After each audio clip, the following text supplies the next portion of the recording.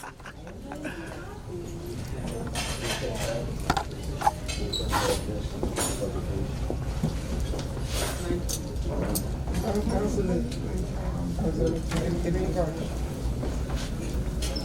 not using my cash app in a long time. See? That's why I see she said it. You can cancel it. Cancel it. Cancel Sometimes it'll it. come later. Cancel it now. No, sometimes depending on the internet.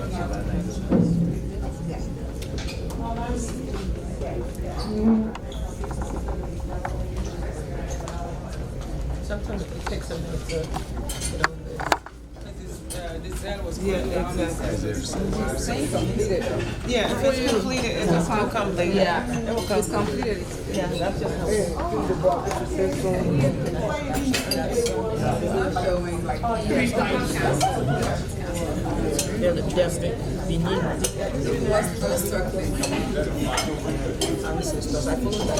I'm not worried. We paid more than $30.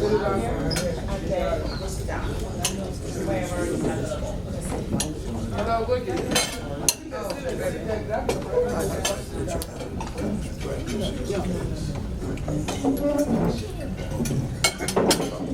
There's only one of this.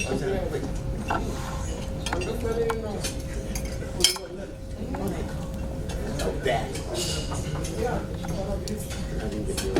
Nobody has a lot of money. They live at 150. Lot of money says who? So, if you have cash, fine. If you have stop.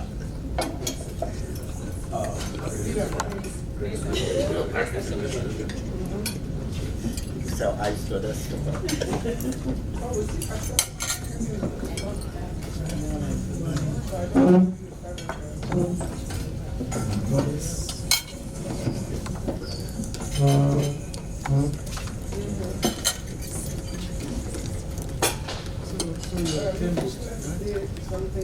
There's no color drink.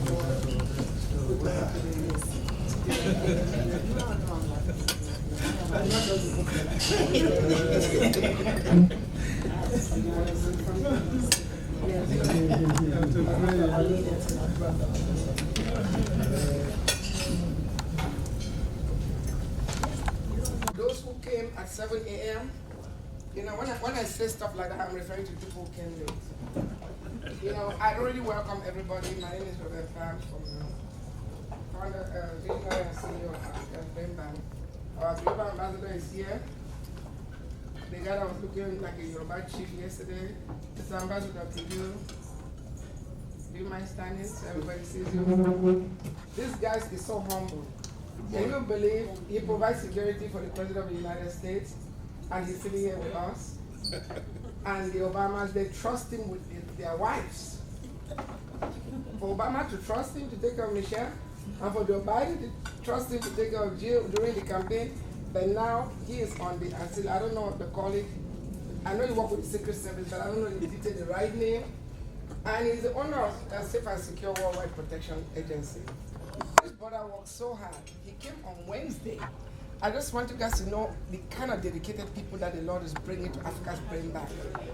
I mean, this man is amazing. Those of you who tune into our, virtual tour, virtual summit last year, the event chair, Dr. Michael V. Roberts, who's a hotel billionaire, and on the Ghana Economic Council for the President, and also a king in Ghana, his personal friend. Dr. Drew Fraser, who gave that riveting keynote address last year, his personal friend. He brought these people. He brought Brother Douglas. When he called me, he's like, oh, Dr. Roberts is flying from Ghana today, but I know this African guy called Douglas. Have you heard of him? I said, never heard of him. You know, I didn't even know there was a viral video going on. I had not seen it. So, but anyway, he's the one that brought Brother Douglas to this event. So, I just wanted to appreciate what God is doing and the reason why we are saying we are one. Because this brother, when you see him he has a Bandeka Njingo. He does. So I was saying that we need to make him the real deal. Not with Bandeka, like the Njingo from Bali. So let's put our hands together for our We have, and I'll be brief, we have Dr. Robert Ford, a retired chemistry professor who doesn't rest. This man, Dr. Ford, I can tell nobody's going to rob you. I'm so sure. Everybody is a billionaire. This billionaire breakfast. This guy owns houses in countries in Africa that I've never even been to.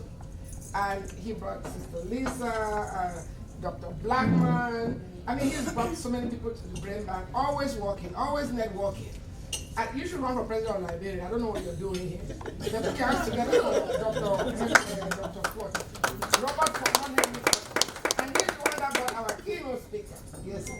And he's the reason why the World Conference of Mayors unanimously voted me in as one of their mayors. I'm not a mayor, but on paper, not on paper, but is it on paper? Honorary mayor. Yes, I told them I was not a mayor. I don't know why they still did that. But anyway, Dr. Ford, you are amazing. The only problem I have with you is you keep taking me to Corner Bakery. I cannot be eating baked food, pastries. So don't do that anymore. All right. So, yes, I apologize. So, but Amiki, please say something. Say something. I've already introduced the young man that brought you to the Brain Bank. I want you to tell us why you are here. You missed your flight the other day. You are only 40 years old, and you were the first person here. And those moves, anyway, we're coming back to LA before next year's event. So, Bramiki, please just say something, and also about your book. And before you, I just want to thank you on behalf of all people of African descent, especially the Africans that are in this room, for what you and Berigodi did back in the days. Without you guys, we will not be here today. So thank you so much, Bramiki. Well, the pleasure's all mine. I am here because I think this operation, the whole 9 yards, is fantastic. That's what we've been fighting for back in my day, to see it developing and come to a place where people all over the world could recognize that we are one. Is going to be an absolute dream for me. So I came in full force. Yes. And that's the way it is. And I'm letting all my friends and associates know it is happening. And every time I mention it to them, they say, "Are you sure?" I say, "Yes, it's happening. It's happening." So I'm very happy to be here. Okay, but How did go ahead. How did Motown survive during, civil rights when they didn't even play black Yes. music on the radio? We, every night, I would say, even on the weekend, we would sit, just a group of us, would sit in a room and come up with a strategy of what we're going to do the next day or the next week. We never stopped doing it. Even though we produced and wrote all day long, at night, we'd sit down and figure out what's the next move, how we get past this hump, how we get past that situation in Chicago. What about those that's blocking us in Philadelphia? We had to figure it out and make it work. Sometimes it didn't, but over a period of time, we accomplished our deed. And it's going to be the same way here. It may not be every night, but every time we got to figure out what's the next move and how we're going to get past the guys standing there with the guns and the hats on and all that crap. And we got to watch it on the news. We got to watch it in the papers. We got to watch it. We got to keep our eye on it and figure out how to get around it. And with God with us, since we are right, we will tear the house down. Yes. All right, but Amiki, before you sit down, I want to ask you about two songs. You wrote a song for this event, We Are One. I mean, I listened to it about a month ago and I was jamming. I was dancing. But Amiki is going to be 86 in January, but the song captures all generations, including the young people, including our children. And that's how Brother Mickey is. He's so anointed, he knows talent, and that's what he saw in Stevie Wonder. When he told Berigodi about, was it 11-year-old blind boy? He's like, what am I going to do with an 11-year-old blind boy? And then see what they did with Stevie Wonder. So tell us about this song and also the anthem you guys wrote for MLK. Yeah, the anthem. Yes, Martin Luther King. Well, we put, that's we're building, my wife and her friends, we are promoting a Jan Perry for Congress. Okay. And she's incredible. She's like the rest of us. Been working at it, working with the poor, the hungry, the women that can't help themselves and all that. She's been doing a magnificent job. And I said, okay, let me do a song for her that would promote voting. One of our biggest problems is we talk about voting, but we don't really get out there and vote. Yeah. And I feel that every one of us who do vote should make sure that we tell our friends and families they should vote. Now, unfortunately, we got some of us that say, oh yeah, but there's no end result of that, blah, blah, blah, all this negative dialogue. We must insist that they understand. If they don't get it this time, they'll get it the next time. But if we stop trying to convince them, we are losing as well. Now, you can't make somebody do something, but it's our job, as all of us, to let them know that they should, and here's why. They got kids and families too. If we don't fix this thing, it's gonna fall apart on us. Yes. Anyway, I did a song for her called Put Jan Perry in Congress Today. Awesome. And so we did the song and the video on it, and it will be, since she's in Los Angeles, that's going to be the spot where it's going to be promoted throughout. Yes. But it's leaking out across the country, which I think is great for others to get involved. And I have to say this, we need the women in politics because they can break down some of this garbage that the guys are coming up with that should not be. All right? All right. The last two questions, because we need to get Brother Douglas at 10. Tell us about the We Are One song that you wrote for this event and for the WOW concert that's coming up, and then about your book. Okay. The We Are One song is, of course, the title of what we're about. And it says we are one from Africa to America and everywhere in between, because we are almost in every country. Blacks are there. I don't care what you say, they are there. So the point is that we are one, and if we all speak as one voice, we'll be a powerful unit. Nothing can stop us. Awesome. So that's what the song is really saying. Awesome. And God made that happen. And I have some great voices on it. After the meeting yesterday, now I got to go back and make some changes because I want it even stronger. I was doing it with one or two people. Now I want to do it with a few people, so it has a bigger sound. So where we're going, are you with me? Yes. So I got to go back and revamp it. Yeah. All right. Final question, just so everybody knows, Brother Mickey is a 2022 Songwriter Hall of Fame inductee. So he has not retired. He's just getting started. You know, Moses started at 80, so Brother Mickey is just getting started. I was asking him this morning, he said he cannot be in a worker doing what he needs to do. That's why he stays so active. Right. So Brother Mickey, congratulations once more on your induction. It was supposed to happen 2 years ago, but because of COVID, they postponed it, you know. And you guys can see all that online, you know. But tell us about this book finally and how they can get it. We have a few, look, those of you who came late, the books are almost all gone. So there's one more copy of this and just 4 more copies left of I have a few. Okay, we have a few of this, the A&R man. So Yeah, So, okay. and I asked But you, if you, what is A&R? What does A&R mean? it's artist and repertoire.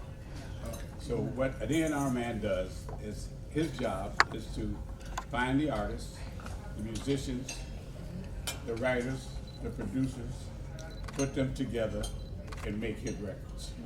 All right, that was my job. And I got that job from Barry. And one day we made that decision that I would be in charge of that department. And my deal with him was, who do I talk to?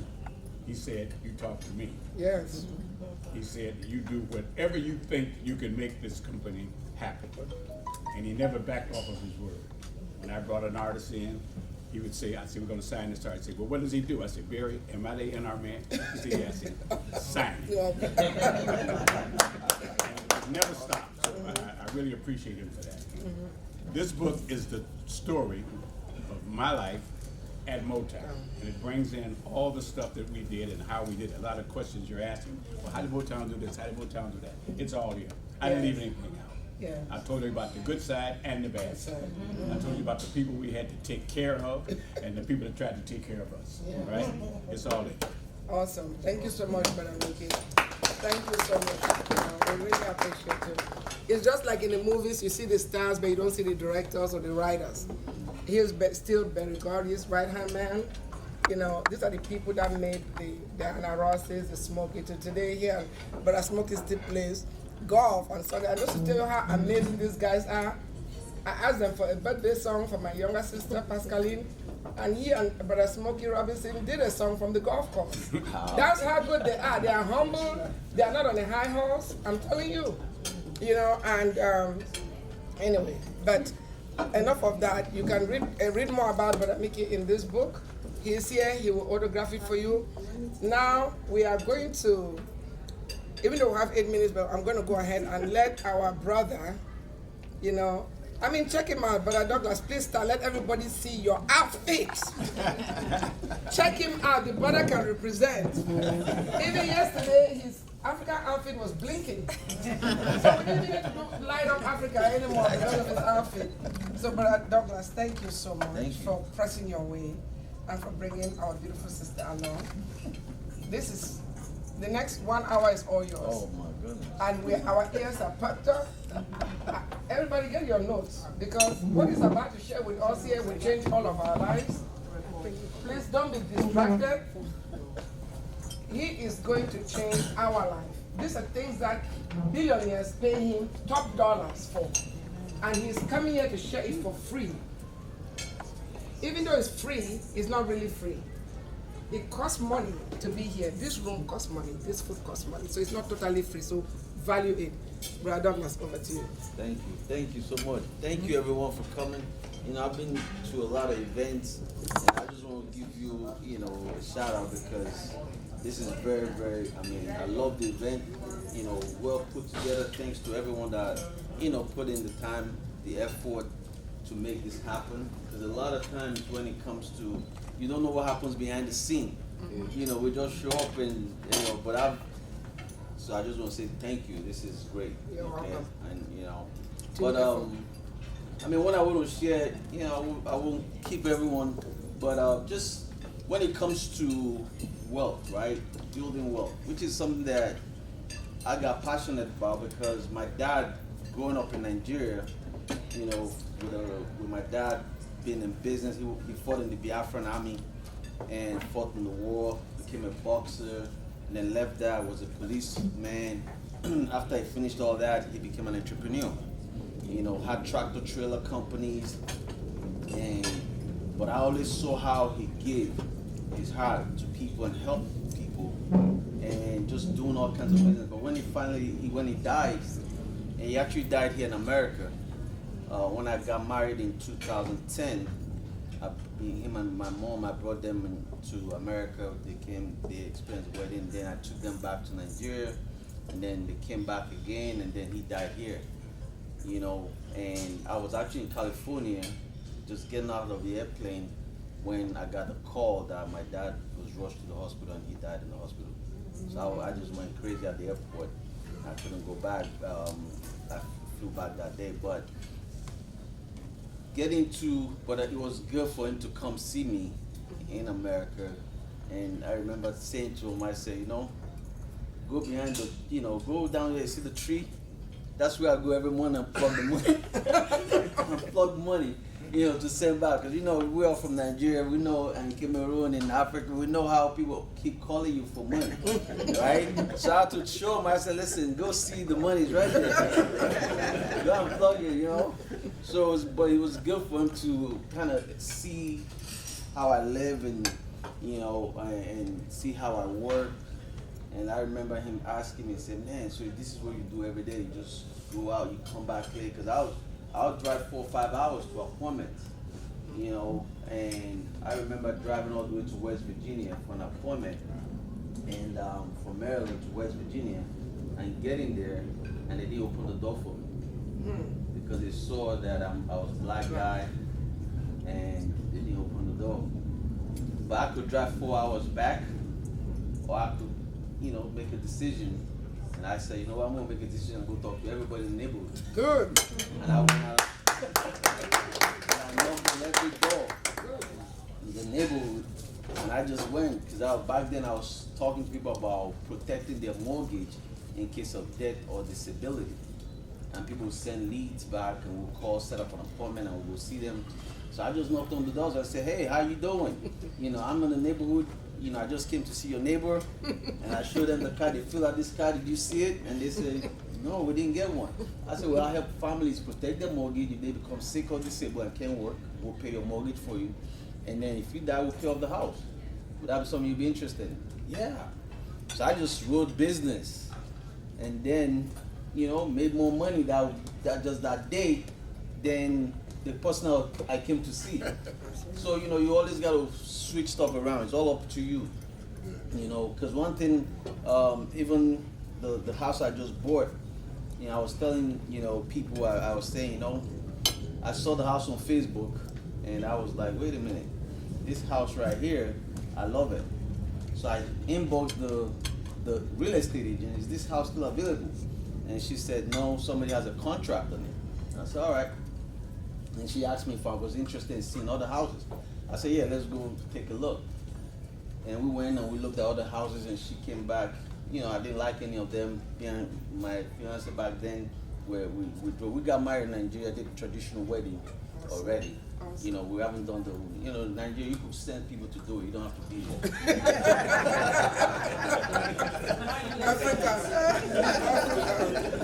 So I said to the lady, I said, well, the people are going to, you know, they're going to change their mind because that house is not for them, it's for me. Good. And the next day they changed their mind. And the lady called me and asked me, do you still want the house? I said, yeah. And I said, but, you know, we closed in 3 weeks in that house and even got money back on the seller's market. Wow.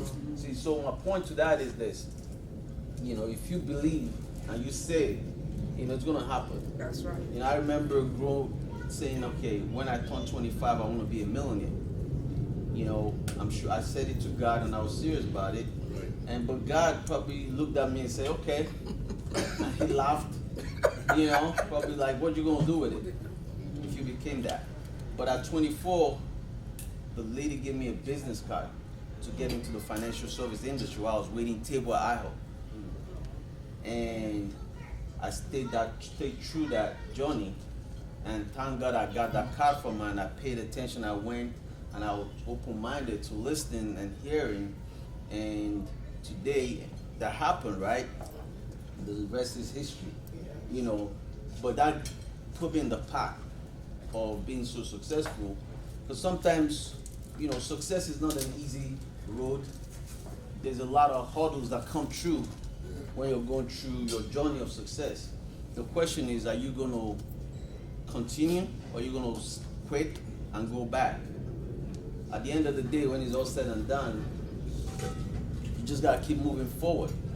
And I said when I got into this industry, I said, well, there's all these people that have more knowledge, more education than me. And if I want to go after the high net worth families and people, or because I was young, and I always wondered, what would I say to somebody that's older than me? But then I said, well, if you have the knowledge, then that defeats everything else. People will listen based on your knowledge. They don't worry about, because we try to make excuses for ourselves. We tell ourselves stories. You know, so we tell ourselves stories about, oh, you know, I could have said, well, you know, Douglas, you're from Nigeria. Douglas, you only have a high school diploma. Douglas, you have an accent. Nobody's going to listen to you. You don't have a college degree. You know, I could have said all those stories and stay comfortable where I was, right? But I said, man, it don't matter. Let me research wealthy families. And I started researching wealthy families, and I started realizing that the wealthy people do stuff different from everyone else. And I said, you know, I'm going to get out of the box that the companies that I work with try to put you in. And the managers that I deal with try to put you in, teaching you the same old thing. Because at the end of the day, the good thing for me, I always say, is the fact that I didn't go to college. And so because I didn't go to college, I had to think outside the box. That's right. And let the common sense apply, right? So I said, you know, I got to do something different. because everybody else is trying to go here. I said, but if you're telling people to put money in a 401k, right? The person making $300,000 a year has to put money in a 401k. And the person making $50,000 a year have to put money in a 401k. I said, what message is the government trying to say? Because one thing I know is this. If I control your money, I control you. Yes. So the media, the government, and the banks are in the business to do what? Control your money. By the information that they feed you. So, because they all use other people's money. None of them print money. So if they don't print money and they use other people's money, what message do you think they're going to be sharing with you? Most of us spend our time watching the media, the news, right?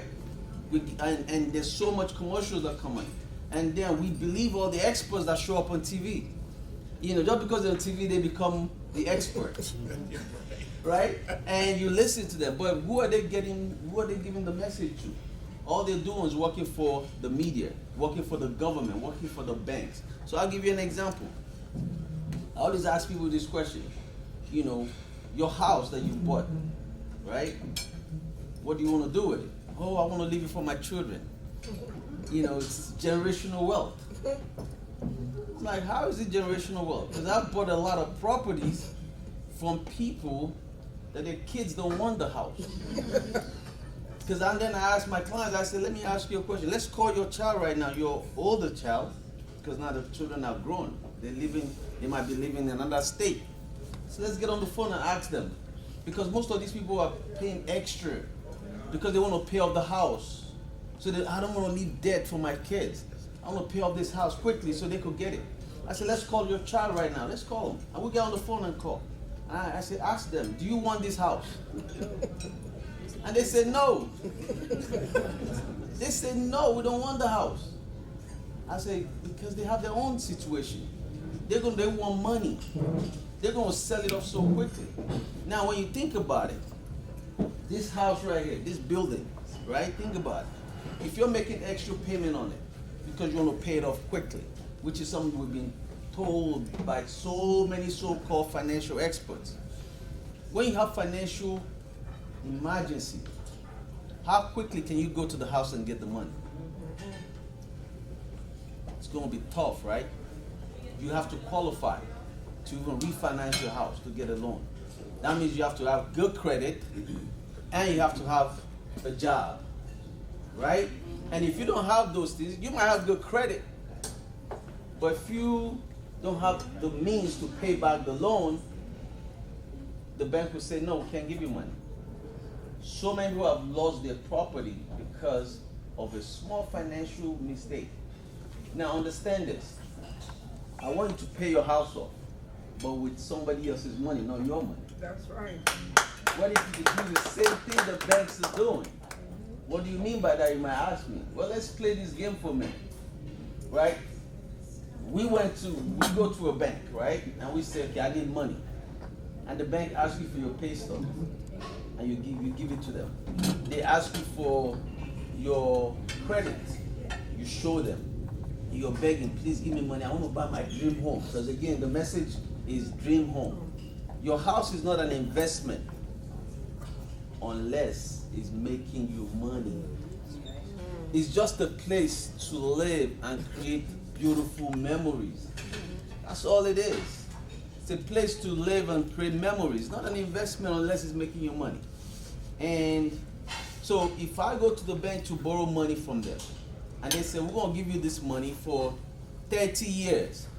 A lot of people is like, you get it, you get the loan, and then you start looking at your document, you're like, man, I don't pay them all this interest. Now you're counting their money. Why are you counting somebody else's money when you should be counting your own money? And then what you start doing, you start transferring your wealth to the bank. The bank already told you, we don't want the money. That's why we loaned it to you. Banks make money when they loan money out. They don't make money when your money is sitting in the bank.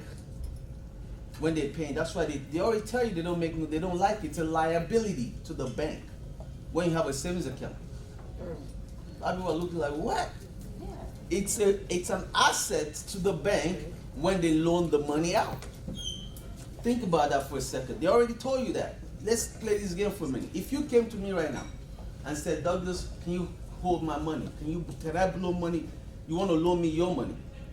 $10,000. You want to loan it to me? And I said, well, I'll pay you 0.1% interest. In fact, I'm going to charge you a fee. How many of you will give me money? Nobody. But we take our money to the bank and we say, we want to open up a savings account. And they charge you a fee and tell you how much you have to have in that account, and they pay you 0.1%, and you got to pay taxes every year on that money. That stuff never made sense to me. I said, so where are the wealthy people putting money in? I'm like, man, I got to figure this out. And then everybody, especially people that have their own business, they make all this profit from their business and they take it to go give somebody else's business. I'm like, wait. You're taking your profit to go give to Bill Gates, Microsoft, because you want to invest in the stock market. Because you heard somebody on TV say, man, all these rich people invest in the stocks. They mean, oh, why are you wearing Nike? Do you have Nike stocks? You can't keep buying everybody's stocks. But here's the deal. I'm not saying don't invest, but do it differently, right? There's a difference between saving and investment. What's the goal when you invest? To make money, correct? So, right? So, investment could be like this book, for example, right? You know, we made profit because it cost us a certain amount to print it, and then when we sell, we make profit. We just made money. That's an investment, right? I could buy this chair for $10, sell it for $30. I made a profit. That's an investment. Buy low, sell high. But investment is speculation. It's not compounding interest. There's a difference between compounding interest and speculative interest. Speculative interest is, I'm hoping, I buy this house, I'm hoping this house is going to appreciate.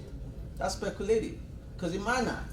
And it appreciates based on the neighborhood, not based on how much you put in. It's going to appreciate regardless of what happens. It's based on your neighbors selling their home, right? So why are you putting all your hard-earned money on the house when you could be putting your money in an account where it grows compound and it's protected? So I'll give you all a clue, right? A lot of us believe insurance is for death, right? That's what we think it is. But the wealthy has been using it forever. Banks put a lot of money in insurance because they see it differently than the way we see it. I just did a deal with a bank, a credit union, a very big one, you know, and they bought insurance and they paid us $30 million for it. But they bought other people's policies. See, a lot of people don't even know about that. A lot of you wouldn't hear some financial advisors don't know anything about it because they stay in the same lane because they don't step outside the box. But what am I really talking about? There's something called life settlement. Life settlement. Now, let me give you some. See, when you make over, as a family, if you make over $250,000, you're on a different league now. You're what we call accredited investors, which also means you don't have to do the same thing everybody else is doing. What the regular people are doing anymore. What do you mean? Well, Warren Buffett, and he has a rule. Rule number one when it comes to investment, never lose your money. Rule number two, don't forget rule number one. Right. So a lot of times we have money and we're putting it in a bucket that has a lot of holes in it. And we keep wondering, why is my money not growing? Well, first, you got to think about taxes. You save money and you pay taxes. You just lost money.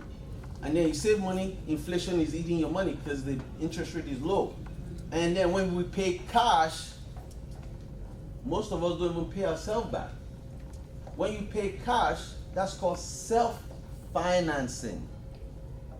Self-financing. So if it's self-financing, that means I borrowed the money from my future Douglas. Because future Douglas is going to one day, God willing, be 70, be 80 and look good. You know, that's why I don't eat a lot of, I try to stay healthy, But when I get to that age, that future doctor is saying, dude, what did you do with all the money you've been making all these years?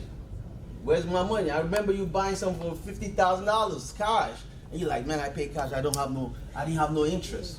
Either you're paying interest or you're giving up the ability to earn interest. Always remember what they call opportunity cost. Opportunity cost is the money you would have made if you hadn't spent the money. So whenever I pay cash, I make it a duty to pay myself back with interest. And then I pay into an account that I'm earning compounded interest. So when I started understanding all these things, I said, but where are the wealthy packing the money? So when I looked at Warren Buffett, I started looking at what he meant. A lot of people think he's sitting down trading stocks and all that. No. The dude has a lot of money heavily invested in life settlement. So what is life settlement, you may ask? Well, it's very simple. Life settlement is like real estate. How many people have a house that you've ever gotten a message or a letter in the mail saying, do you want to sell your house? Right? You get that all the time. Every day. Do you know there's people, once they hit 70, 80, 85, 90, they're getting letters in the mail every day saying, do you want to sell your life insurance policies? It's like real estate transaction. Before, only institutions were privy to that information, which is why I work with a lot of banks. Warren Buffett puts about $600 million every year in life settlement. He buys policies. Why would he be interested in buying policies? It's guaranteed that people are gonna die and nobody gonna live forever. Just like a house, right? So they get a solicitation in the mail saying, hey, do you have a policy that you don't want anymore? That you don't have any need for? That you're interested to see how much it's worth? And people are like, I didn't know I could do that. Yeah, you can. And then, but now what's happening is the person that wants to buy it is looking at you on how many more years you have to live based on your health. Your health is your credit when it comes to insurance. And they're looking at how many more years you have to live, your life expectancy. And they check the person out. And then they come back and they make them an offer. And they buy the policy from them. Insurance companies don't like it. They hate it. The government love it because it's helping the government and making sure that they don't keep spending all this money for Social Security. Because Social Security is going to go away. They don't have enough money. Right now, it takes 4 people to pay for 1 person when it comes to Social Security income. So the government love that. The government love when foundations like private family foundations, which is different from a public charity, they love it and they give them so many tax benefits. And I'll tell you about that because that's another way of creating and keeping wealth in the family forever, which is why a lot of wealthy people have foundations, and foundations can invest in a lot of things.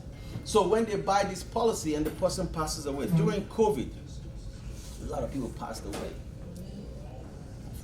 All of my clients, myself, made a lot of money. Why? Because the life expectancy for those people was supposed to be 3-4 years. They died in 2 years because of COVID after they bought the policy. And guess what? The insurance company paid out.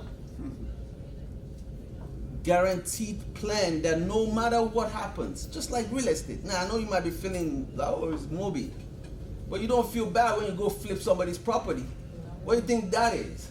You just bought somebody that lost their home, and now you bought their house, and you're like, man, I'm the king of real estate, right? But don't feel bad because the person that bought the property that you paid the money for, guess what they did? They actually loved it because they needed the money to take care of their medical bills. They needed the money because if they had canceled, the insurance company would just give them a little bit. But now you give them more money than they would have received from the insurance. They're already willing to cancel anyway. Just like if I'm looking to sell my house anyway. It's like I just bought a land, right? 3 acres of land for $80,000 in a nice location. But why did I buy it? Well, I was just scrolling on the internet looking. The key is this: there's always going to be opportunities. Never rush to jump into an investment. Never rush. Take your time, build up your money. Unfortunately, so many people are so much in a rush because they hear, oh, he's making money. Oh, I want to go do real estate. And you know nothing about real estate. You don't even do the investigation to see what are the rules of the land. Is it a tenant-friendly state, or is it a landlord-friendly state? And you go buy properties that you want to rent out, and you don't even know what the rules are. And the person you rent it to knows the law more than you. And all of a sudden now they're living in your house 6-7 months and don't pay you a mortgage. And you take them to court and it's a tenant-friendly state. There's so many, real estate is broad, huge. I invest in real estate, but guess how much return I get in my deals? And I don't flip properties, I don't do any of that. But I make 10% every 90 days. That's more than some people that flip properties. But you never see me talk about it on social media or nothing like that. Because some people just can't handle stuff like that. But how do I make it? Well, because first, everything I own nothing. I own nothing, but I control a lot. Everything I own is trusted up. Trusted up. Wealthy people understand the rules of the money game. They just want to make sure they get their money back. I invest a lot in life settlement. Why? Because insurance companies are the richest in the world. They control more wealth than all the banks in the world. The US life insurance company alone, not health insurance, not PA, not car insurance, the life insurance, they have more money than all the banks in the world. Just the US life insurance companies alone. Insurance is a good place to park money while you wait for an investment opportunity to present itself. The problem with so many people is when an investment opportunity presents itself, we don't have the money to jump into it. We're like, man, I don't have the money, I just spent it. Because remember, you pay cash for something, so that money is gone. So how I do it, first things first, I have about 18 life insurance policies, which is on myself, my children, my wife, everybody, that is owned by my trust. The trust owns it, the family trust. And I let my children know, Douglas have no money. I'm not paying for your college. I know that's going to blow people's mind about, what do you mean you're not going to pay for your children's college? Nope. Because I've already paid for them to go to, what they call it, I didn't go to American school, so I don't know all those things. For whatever. I paid for all that.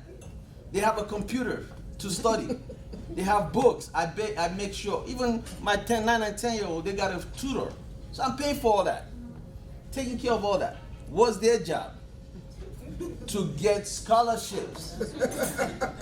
There's billions and billions of dollars. Billions of dollars that's being given away that people don't apply for. Why? Because they believe that, oh, my parents will take care of it. And we as parents forget that we're going to retire one day. There's no retirement loan. Student loan is not a bad thing. Forget what people are telling you about it. First of all, it's the lowest interest rate. And there's different types. Now, of course, you get a private loan. Some people do. But there's the government ones too. And there's different government programs. Understand this. I'm not telling you not to, do it the way you want to do it, but just hear me out. At the end of the day, my daughter just got full scholarship to, what's the school? Capital Technology University. Now, she's my brother's daughter. My brother died. She and her sister. 6 years ago, they came up. I adopted them, put them up, you know, all that good stuff. But we gotta still get their citizenship, because you got dub, you still gotta get citizenship, right? So, we did all that. And I told them, listen, don't get it twisted now. That we're here, that I'm gonna pay for college. You gotta do what you need to. I brought in a tutor immediately and she started working with them. Boom, boom, boom. So, she got full scholarship to go to this school. And because I said, I always tell my children, I tell parents when I consult with parents, I say, listen, don't send your children to any school that's not willing to give them money. Schools want you to come by, you know, this seat, they don't want it to be empty. They'll give something, even if it's 20,000. Your job is to figure out a way to qualify for all the programs that's available. There's financial aid programs. Some people, parents tell me, well, I make too much money. I say, well, I have clients that make 2-3 million and they still qualify for financial aid. It's free money. But okay, let's say you don't qualify. All right, how about scholarship? There's companies looking to give money. You know, you get a scholarship for being a left-handed. There's so many different scholarship programs, but we don't take advantage of this. There's one young girl that got over $1 million to go to school. So understand this. There's free money. Your children's job is to do what? Do the job. So I told my daughter, I said, okay, so she got full scholarship, great. Then what happened? Well, because she didn't have a green card. So the school was like, well, instead of giving you the $40,000-$50,000, we won't still give you money. We'll give you about 20 because you don't have you're not a citizen, you're not a permanent resident. I said, all right, no problem. We're working on it. Because again, during COVID, the government, with the immigration, just, you know, they just took forever, and Trump and all that stuff. So I said, okay, this is what we're gonna do, you know. And I showed her, because once I showed her, I said, listen, we have the money to pay for this. But remember my principle. I don't use my money. We will never do it. I said, but we're gonna get student loan. She said, okay. I said, we'll get student loan, we'll apply for it, and we looked at the different companies that do it. And we applied for student loan, we qualified, and she got it. I said, we'll use the student loan to pay for it. But here's the key. I said, I'm still building up your money though, so that when you graduate from college, when you start working a job, we'll start using their money to pay for it while your money continues to compound and grow. I said, then when you're ready, you're gonna have all this money saved up. And I showed her the projection inside her own life insurance policy. I said, this is how much it's gonna be in the future. At that point, if based on the way you're doing, you could go to a company that will say, we'll pay off your student loan. It could be part of the negotiation based on what you do with your brain cell that you have right now. You could negotiate for a company to pay for that stuff if you choose to. Or because of the government type of program that we got, you could go work in a rural area. And I called one of my clients that did the same thing, medical doctor. Came into America, same way like everybody else, went to school, got all the stuff, qualified, got a company paying him, he was making $500,000 a year. And he called me, he said, listen, I just got a job offer for $500,000 a year, but it's in a rural area. I said, yeah, but you know, would they pay for your student loan? He said, yeah, after I've stayed with them for a certain amount of years. I said, take that. You could always fly to the city every weekend and have your fun. While everybody, he's like, all right, I'll do it. And he went. This dude right now piled up so much money that he's doing phenomenal. Now he's thinking about setting up his own hospital. So understand this. There's opportunities. Opportunities, we just got to seek and look for it. You know, so my thing in life is this. When you save money in an account that everybody says is bad, so you can't listen to what everybody else is talking about. You watch what the wealthy people are doing. Because if they can do it, and you watch what the institutions are doing, there's something that me getting into this industry got me thinking, especially when I wrote this book, when I was doing my research on creating generational wealth. I started seeing a lot of trust. I said, what is a trust? What does that mean? And then when I ran into the guy's book, and I said, man, and he talked about, and I went to a lawyer and I said, listen, I need the trust to own my company. And she's like, you can't do it. I'm like, what's in that book? You know? And I said, okay, I still set up the trust with her because I wanted to still protect my asset. But then I realized, you know, later on after I saw how he took care of one of my clients, because I brought a client to him, and he took care of my client, and they set up trust, and my guy could do business all over the world with his trust. And he also set up foundations and stuff like that for him. And I said, wait a minute. So if they're able to do that, why is it that nobody's talking about it? So in the trust system, there's two main things. One is for probate avoidance. A lot of times when we pass away and we leave all this stuff that we've, you know, accumulated, somebody gotta go take care of it. So my first experience, which is one reason why I said, man, I'll stop listening to all these crazy people, is when I had a client that passed away. This woman had a restaurant, Jamaican woman, restaurant, doing very well. And she contacted me, and I set up a life insurance policy for her. And I still remember it was $300,000. I was still young in the business. $300,000 life insurance policy. And she has 4 kids, 4 children, older. One also had her own company. She had her own restaurant. The other ones weren't doing well. One of the child was in prison. But she made those 3 and made them beneficiaries of that $300,000. I said, how about your other daughter, the one that has, oh, she's doing good because she has her own business. She don't really need the money. I said, all right, cool. And she set up a will. No problem, she did a will. I didn't know nothing about wills and trust and all that. And then 3-4 years later, she died. And the daughter, the one that has a restaurant, called me. I said, hey, you know, I know you're my mom's insurance agent, so she just passed away, we want to file a claim. I said, all right, cool. Because I didn't, you know, it's been 4 years. So I called the insurance company, and I told them there's a claim we got filed. They sent me the paperwork, boom, boom, boom. And they asked me, so, you know, who's the person, the beneficiary? So I looked on there and I saw the beneficiary. It wasn't the girl. So remember, you know, she made the other people. So they told me, the insurance company told me, well, you can't give her any more information. Nothing. You can't give her. I'm like, what? You can't give her any answers, nothing. If she asks you any question, she's not on the policy. I'm like, really? So when she called me, I had to break the news to her. I said, well, I'm sorry. I need to talk to the other 3. I can't give you any more information. Now I know you're the one, and she's the one running around to the courthouse, doing all the work to settle the estate. And I couldn't give her any more information. She has to go get a letter from the judge and all that stuff.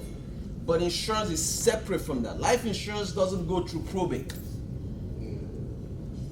Doesn't go to probate. Tax liens, they can't touch it. The IRS cannot put a lien inside the cash value life insurance. They can't touch money in life insurance. It's a private contract between the insurance company and the owner or the insured. Private contract. So I couldn't give her information. The other people got the money. She was pissed off. Needless to say, they lost the restaurant. And she has her own, but so I teach my clients. Since then, that was the day I said, you know what, I'm out of this. I need to learn this business. If I'm going to do it, this cannot happen anymore. I need to be able to work with my clients, help them throughout the whole process. So knowing that there's a trust that does for probate, but then there's another type of trust. Costs a lot more than the first one that does just protects probate. Because a lot of times we think when we set up a trust, it protects everything. But then there's another trust that protects you from probate and also protects your asset. Asset protection and probate avoidance. That's powerful. So how does it protect asset? Which means your house that you own. Do you know that if your house is titled to you, let's say you have a dog or something, and somebody comes to your house and the dog bites the person, and it happened, a relative, somebody's relative, the dog bit them. They sued, and people could come after everything that is tied to your social security number. Because everything is tied to you. That's why I was making the joke I made about LLC, meaning large loss coming. Because most times when we set up a business, we go on the IRS website and they show you all the different ones. LLC, partnership, S Corp, C Corp, right? But if you read it, they say the most common types of business, the most common. So what's the uncommon? There's 8 more they don't talk about. The uncommon. If you have the right type of trust, it could step in and become the owner of your LLC and own your LLC. Which now the key is you got to keep your business separate from your personal. Your business got to be separate from your personal. You can't have it together. So how do we do it? Well, we set up, give you some things. I know. Don't post it on Facebook or social media. Yes, I don't. promise you, don't do that. Just keep it, because this stuff has been around since 800 years. It's not something new. There's an article, Rockefeller. Just Google it and say how many trusts does Rockefeller have, and you see all the things that come out. But understanding this, you set up a business trust to own your business. Now that business trust can do business all over the world. The wealthy in America give you this. America is the best tax haven in the world. The best tax haven in the world. All the wealthy families bring money to the US. Why do you think America spends so much money on defense? What you protect? What you protect? Asset. America has more gold than any country in the world. Obama said it one time. We have more oil than anybody else. We could stop buying oil from, when they stopped buying from Nigeria, what happened? That would last us 300 years. But nobody talks about it. You just watch the news and they say, oh, America is in so much debt with China. How you gonna be in so much debt, but you're still the richest country in the world? And everybody still wanna come in. Everybody still wanna come to America. See, understanding the power of the country that you're in. That's why, I say read your American passport and read your Nigerian passport, see the difference. That's why I didn't go to Nigeria until I got my American passport. Even when I got my green card, I said I'm not going home. I'm not going till I get that passport. Because that passport says, listen, if anything happens, call this number.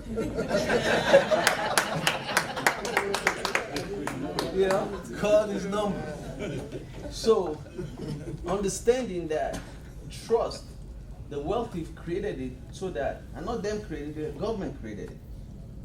They could go do business abroad and bring the money back into the US. British, UK, just think about all these things, right? Colonized America. But they, in the mercy of America, whatever America says, what the UK do? Whatever America says, what the UK do? If America says we're going to war, yeah, we're coming. They sent criminals out of the UK. Isn't that the story? Criminals came here to set up this country. Yes. And now this is the powerhouse. So if criminals build the country, what do you think they're doing? If criminals build the country, what do you think they're going to open up? They know all the loopholes. Right? So all these things allow the wealthy to do what? Do business abroad, bring the money back into the US, and lock it up, and protect it. So, when next you look at your W-9 form, Google that, W-9. Every one of you have received it before. You give it to someone so they pay you money, give you a 1099. Somebody come and do business with you, or they want to pay you money. You fill out a W-9 form, right? You all know that form. Look through it. He asks you what kind of entity do you have. It shows single member LLC or sole proprietor. It has S Corp, C Corp, partnership, trust, and estate. Wow. It's right there in the Good form. attention to that. Probably never noticed it because you just check your box. Yep. Keep it going. Put your business there. And put your social or your tax ID number. But the trust and estate is right there. You see it when you go home, you look at it and you see it, you're like, what? That guy was saying true. In 1913, the government created two tax forms. One tax form for everybody, another tax form for the wealthy. What? The tax form for everybody is what everyone files during their tax time, called the 1040 tax form. 1040. You all fill that out every day. That's for the individual tax return for everyone. Then there's a 1041 trust and estate. Remember Mitt Romney was running for president, and everybody was asking Newt Gingrich, said, you need to show your tax return for the last 10 years. And he's like, I should have, because he showed his last 3 years tax return. They said, no, last 10 years. Because they all know the game, and he refused to show it. And eventually he did what? Step down. And if you listen to his interview, and they asked him, man, you know, he said, well, I have a blind trust. I have a blind trust. And somebody asked him, he said, go ask your parents. He didn't want to give out information. He said, go and ask your parents. That's how he ended it. People didn't understand. John Kerry was running for president too. They know, he didn't have money like his wife. She's the heir of Heinz Ketchup. Wow. She's the head. She controls that whole empire. So they started investigating her, because there's a private company, independent company, that vets everybody that is running for president. Which is why Trump, because he didn't know, he got in with fighting. You know, he didn't know he was going to win. He thought this was a joke, and then he won, but he didn't lock up everything before he got in. That's why, he's going through whatever he's going through. So they started looking at her situation, and they started seeing, they saw money come in because of her setup. They saw it, but then it vanished. They couldn't see everything else because it vanished, because she is structured up. When you think about all these things, that's what because me being in this industry, I didn't want to just be like everybody else doing the same thing. Mutual fund stocks, because I'm like, wait, if somebody's making 300,000 and their secretary's making 50,000, and the only amount we have to put away for our retirement is 19,500. What if I want to put away 100,000? Well, you can't put in your 401k. You have to find another investment. So I take the money from my 401k, I put in 19,500, which is a 401k is not an investment. It's just a garage to park an investment vehicle, which is why you put mutual fund stocks inside a 401k. But then you step outside the 401k, they tell you, oh, you could do an IRA. But the maximum you can put in an IRA is 6,500. Again, that's a garage that you have to put the investment vehicle in. So now you have Fidelity with your 401k. Now you go here, you have Morgan Stanley with or Schwab or whatever with your IRA. Still the same mutual fund. So how are you diversified?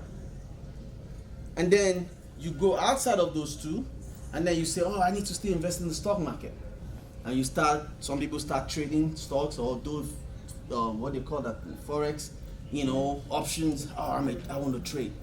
And now you're still in the market. So you're in the market with your 401k, you're in the market with your IRA, you're in the market outside of all those things. How are you diversified? Oh, just because it's different names. This one is Fidelity, this one's Schwab, this one is, whatever, T. Rowe Price. Then there's a war in China. That don't have nothing to do with America. And then your stocks start falling. You're like, I'm losing money. So that got me saying, why am I telling people to put money in this? If a person making 300,000, if they want to put away $100,000 a year, they should be able to do that. Got me looking outside of all those things. And then I started saying, okay, let's understand the difference between saving and investing. So I said, first I need to save in an account where I am, first thing, compounding interest, uninterrupted compounding interest. which means as my money is growing, and I want to be able to use my money, I don't want to touch my money. I need it to keep growing, uninterrupted compound interest. So what is compound interest? You're making money on top of money.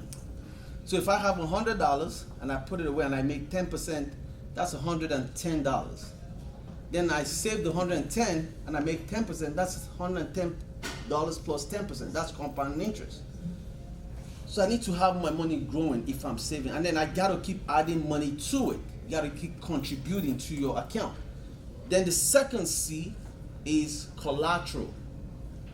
Collateral capacity. Meaning, when I start at $100 and it's growing to $200, now I can take advantage of a $200 opportunity.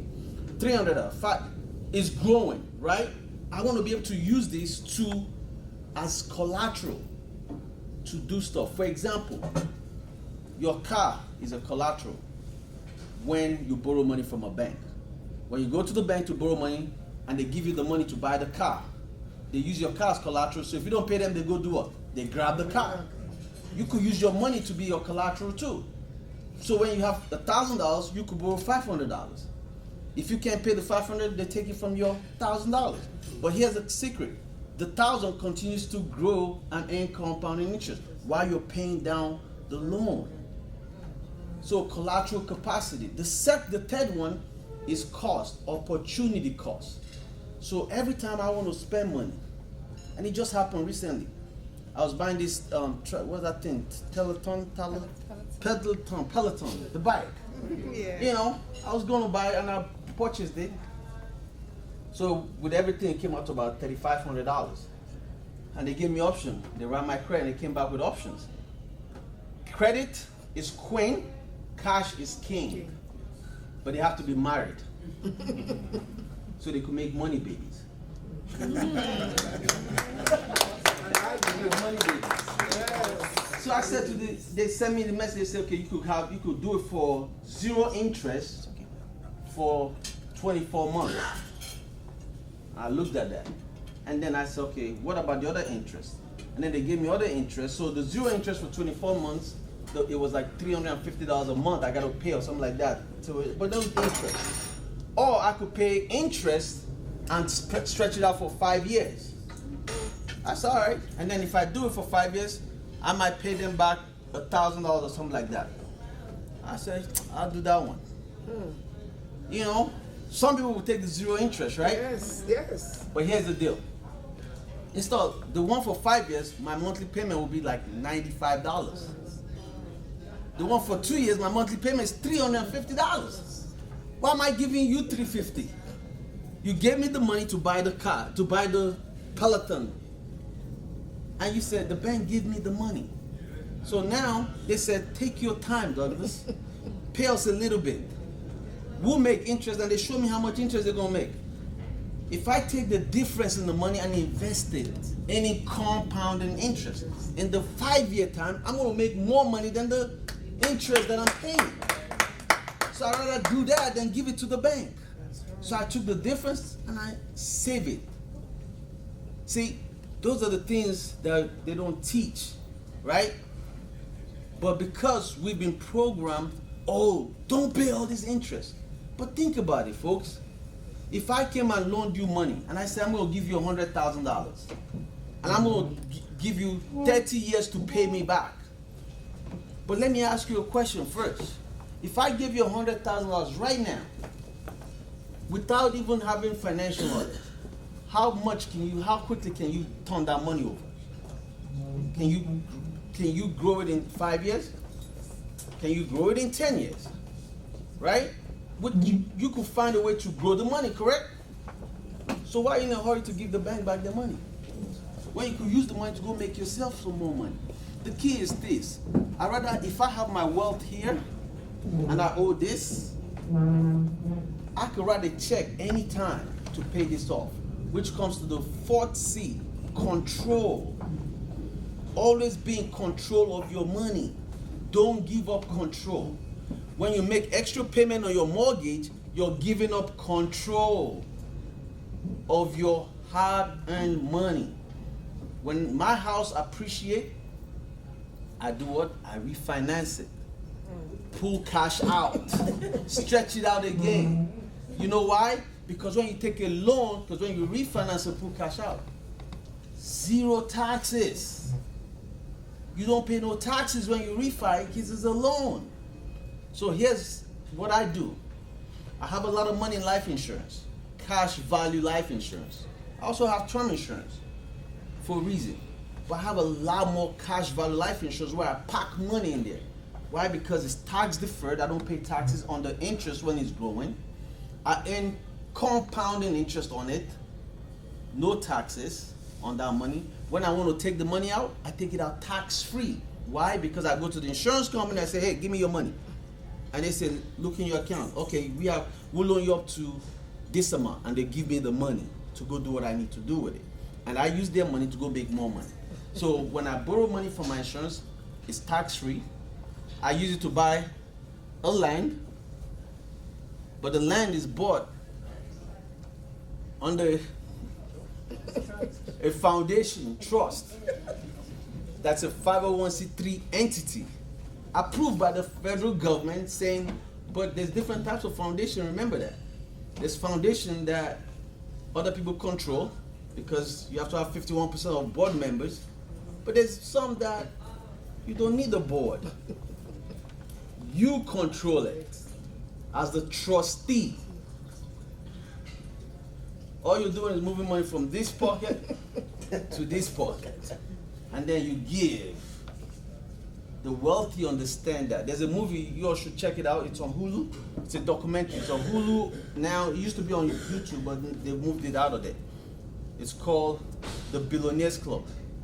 It's a 60 minutes documentary. Check it out. It's going to show you some things. The people that created this, Bill Gates, Warren Buffett, and his wife, Melinda Gates. 3 of them. And what is it all about? Well, you have to be $1 billion to join the, you have to have at least $1 billion to join the club. And when you join the club, you have to say, you know what, I'm going to give away all my wealth. At least half of my wealth in my lifetime. And in the documentary, they say, well, we're not telling you to go, we're not going to tell you who to give it to or whatever. You decide. You're already giving anyway. So they sent letters out to all their billionaire friends. And only 100 came back and said, we'll do it. We'll pledge. We agreed to doing it. The other ones said, hell no, I ain't doing all that. Just like that rich young ruler in the Bible. Hell no, I'm not working with you, Jesus. Let me go. All my wealth to who? So the ones that came to the meeting, just like this, then they said, thank you for coming. And they took them to a private room and they shut off the video. But when I checked out, after that meeting, I checked out all those people because I do research. I have a research company. And we researched everybody that came to that meeting. And all of them got structured with a private family foundation trust. Because it just showed them how to give money without giving it all away. And here's what the government loves it. Because now they could support, it's called a grant-making foundation. Because now they could support all these public charities and donate money to them. So when you go to a hospital next time and you see the donor walls, all the families that you see their pictures on the wall. You go to the universities, you see donor walls. You go to a museum, you see all the names of the people that donated. Now, not everybody that donated and you see their name, there's 2 types of people. There's the informed and the uninformed. So some people might be on the uninformed side, just give because, man, I want to give. Woo, and they give money. The ones that are informed contact what they call the endowment office. Johns Hopkins University Endowment Fund. All hospitals are non-profit. The NFL is a non-profit. But all the players are not, they're all employees. All those players cannot set up a corporation or anything to receive money to, why? Because they got to pay taxes in every state that they play football in. But if you're structured correctly, you get to take advantage of all the benefits. We're not saying don't pay taxes. We're not saying that. You pay your fair share. Just don't give a tip. Stop giving tips. I mean, it's like they make it so easy now. In the tip, you don't have to pull out your calculator anymore. They tell you 10% is $5, $20. If you choose to give $100, that's on you, right? Same thing, you have a tax bracket. 20%, whatever. It's up to you if you want to give more. The IRS will never say no. But the IRS will always settle a penny on a dollar. They will always settle a penny on a dollar. My guy, he helped write the self-employment tax law. So he understands taxes on the highest level. Remember, somebody wrote the tax code, right? Yeah. Somebody wrote it. And then they retire at 55 and 60 to go work for wealthy families to help them find the loopholes to the tax law that they wrote. That's why the wealthy spend so much money finding ways to protect their asset. Unfortunately, some of us will never pay the price. Oh, it's too much. I've heard it all. When I'm educating, oh man, why you pay that money? I say either you pay to our attorneys or you pay to the government. Either way, somebody's gonna get it. But if you pay it this way, guess what? It's a one-time for a lifetime of benefit. Opportunity cost. Right? Always remember that. So, to close it out, always understand, if we're gonna leave generational wealth, remember this. Your family is a business. A lot of people look at me like, what do you mean my family is a business? Your family is a business. The husband, if you're married, is the president. The wife is the vice president. The children are the employees. Just like a company brings in income, a company takes out expenses, right? Don't your family bring in income and expenses? All right. You have furnitures in your house. Don't businesses, this is a business, isn't it? Some of us dining table chairs probably look like this. Isn't it the same furniture? Anything different? When people come work in my house, contractors, when they come do stuff at my house, they all get a W-9 form. Because they're not working for me, they're working for the entity that owns the house. That's right. Because that entity owns the house, so the entity, when it pays them, the IRS want to know, how much did you get? I got this X number. All right, what did you do with it? Who did you give it to?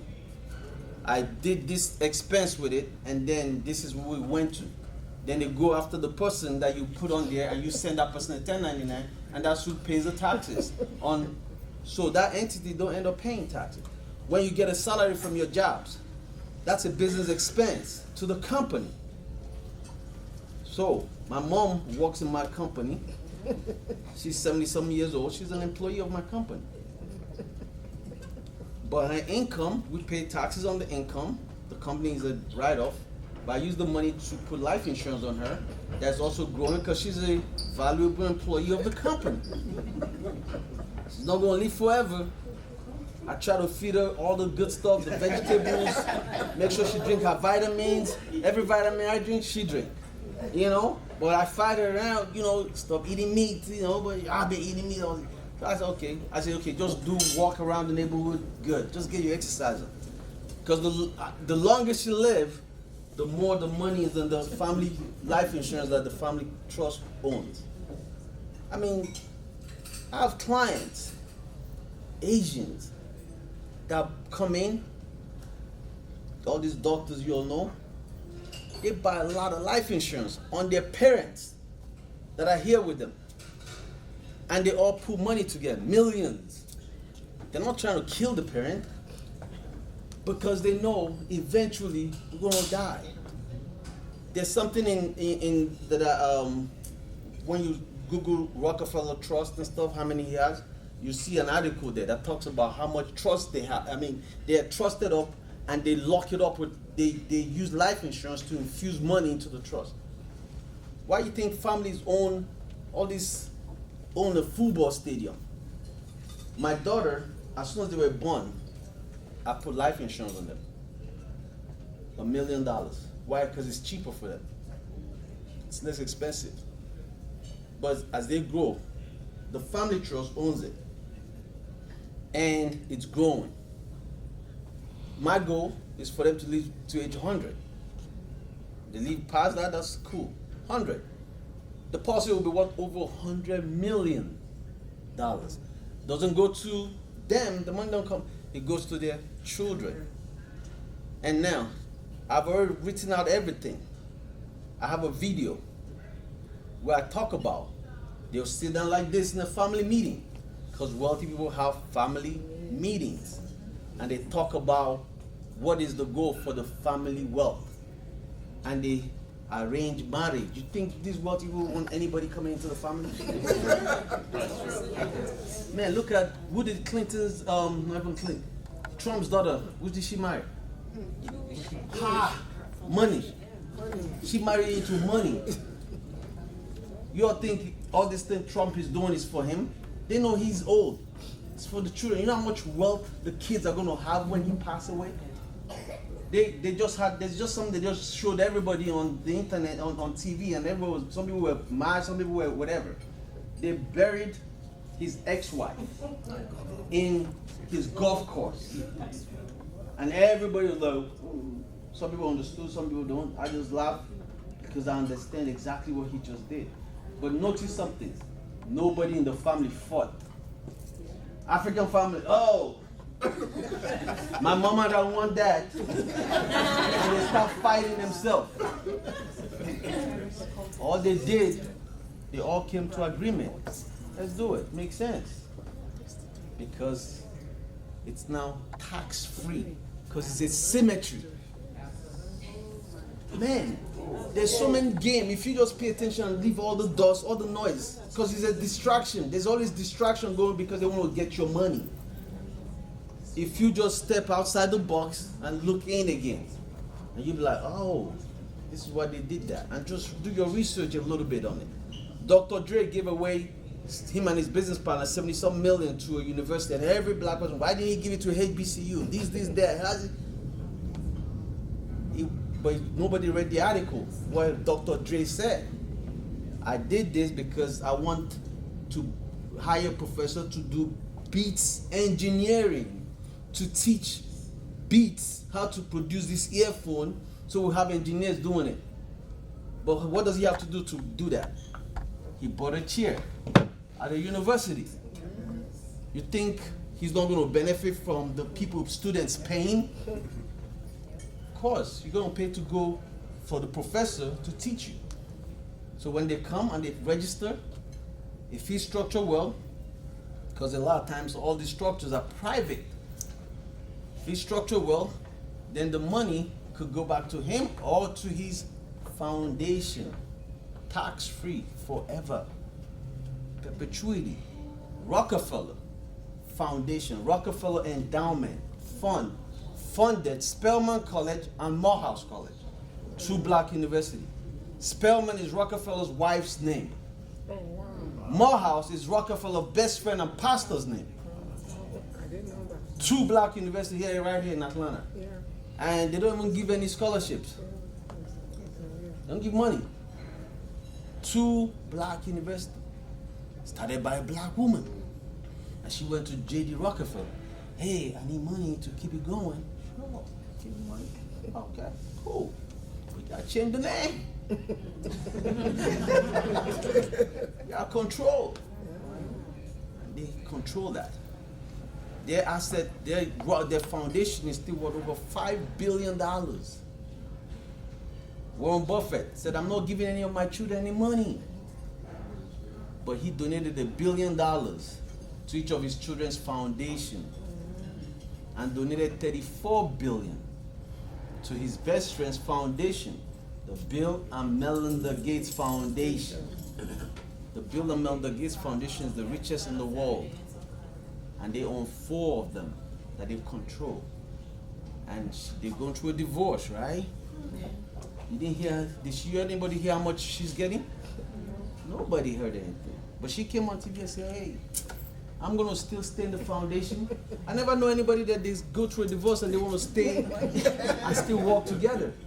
I'm going to stay in the foundation and still be the trustee and manage it. I'll see what happens after, if I'm not feel. Because if she step out and resign, because he don't own nothing. But as a trustee, she controls all the billions. the right type of foundation can own planes, can own houses, can own stuff, and still do good stuff and give grant money. So, I don't want to give you all, I know it's high level for you.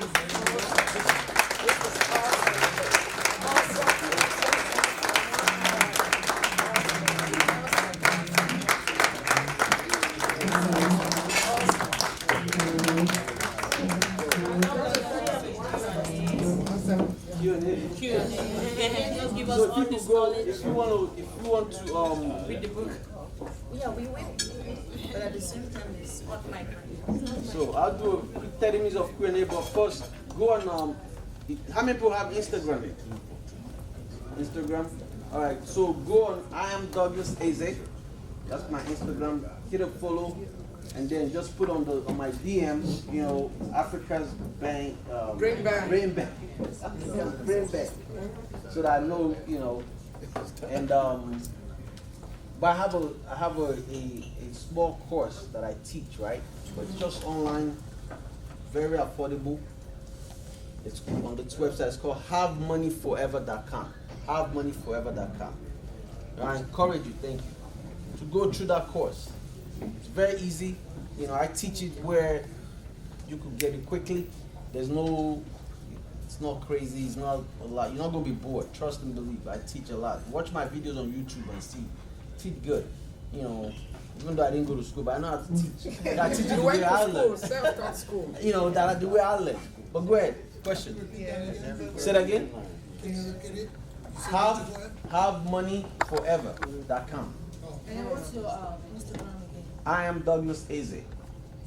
And it's the one with there's a lot of scam ones. But you see, I'm Douglas Eze only page. Yeah, don't do the underscore. Yes, sir.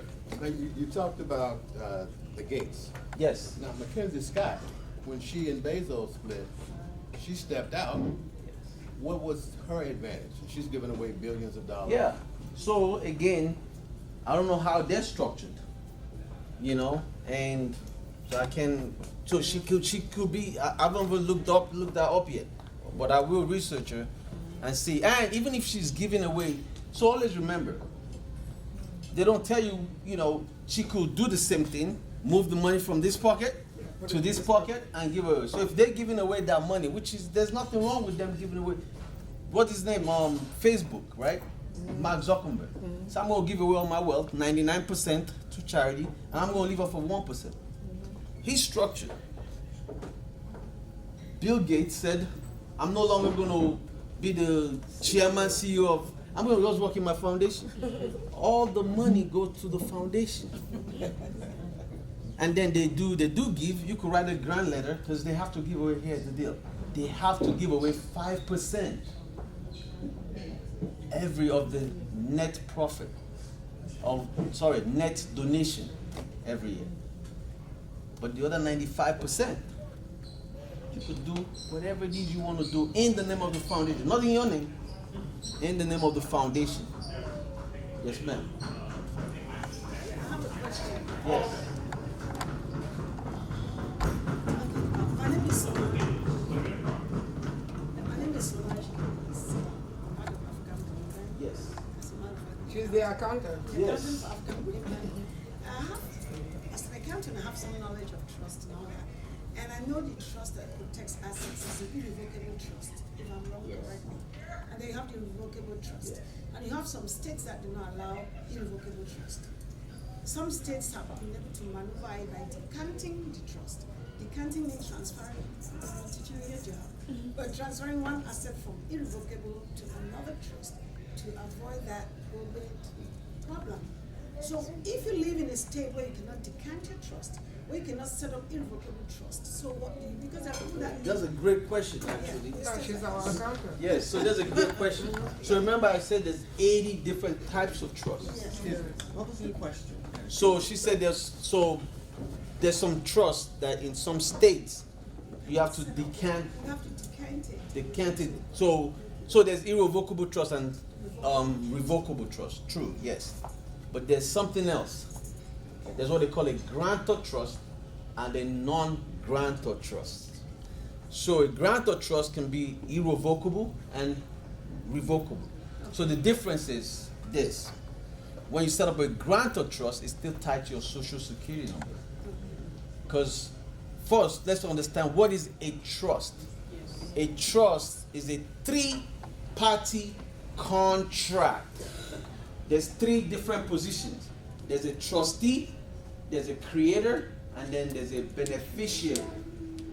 So when you go to an estate planning attorney that's licensed in the state of Georgia, the same lawyer cannot go to Maryland and practice law. He has to pass the bar for Maryland. Every state in America are under the British common law, except for Louisiana. That's a French territory. Now, understand this. Washington, D.C. is a federal jurisdiction. So, there's some trust that when they're written, they're under the federal. They don't deal with any state, which allows them to also do business abroad. So, when you set up a grantor trust, where you're the creator, that means you wrote the contract. Now, first, let's understand contracts. Contracts are very powerful. When you go, through divorce case, you see contracts come in play, 50-50. You and your business partner fight, and you go to court, split the situation. A judge, first thing you go to front of Judge Judy, gentlemen, do you have a contract? And Judge Judy, and you say, yes, we have a contract. I mean, we're best friends. Okay, do you have a contract? You know how she do? Yes, and you give her a contract, and she reads the contract. The government says no judge in the land can change what's in that contract. What does Supreme Court do? They interpret contracts. They go through it and they interpret it based on law. And Supreme Court is the highest court in the world, in America. And they supersede the IRS. Whatever the Supreme Court says, what the IRS do. Right?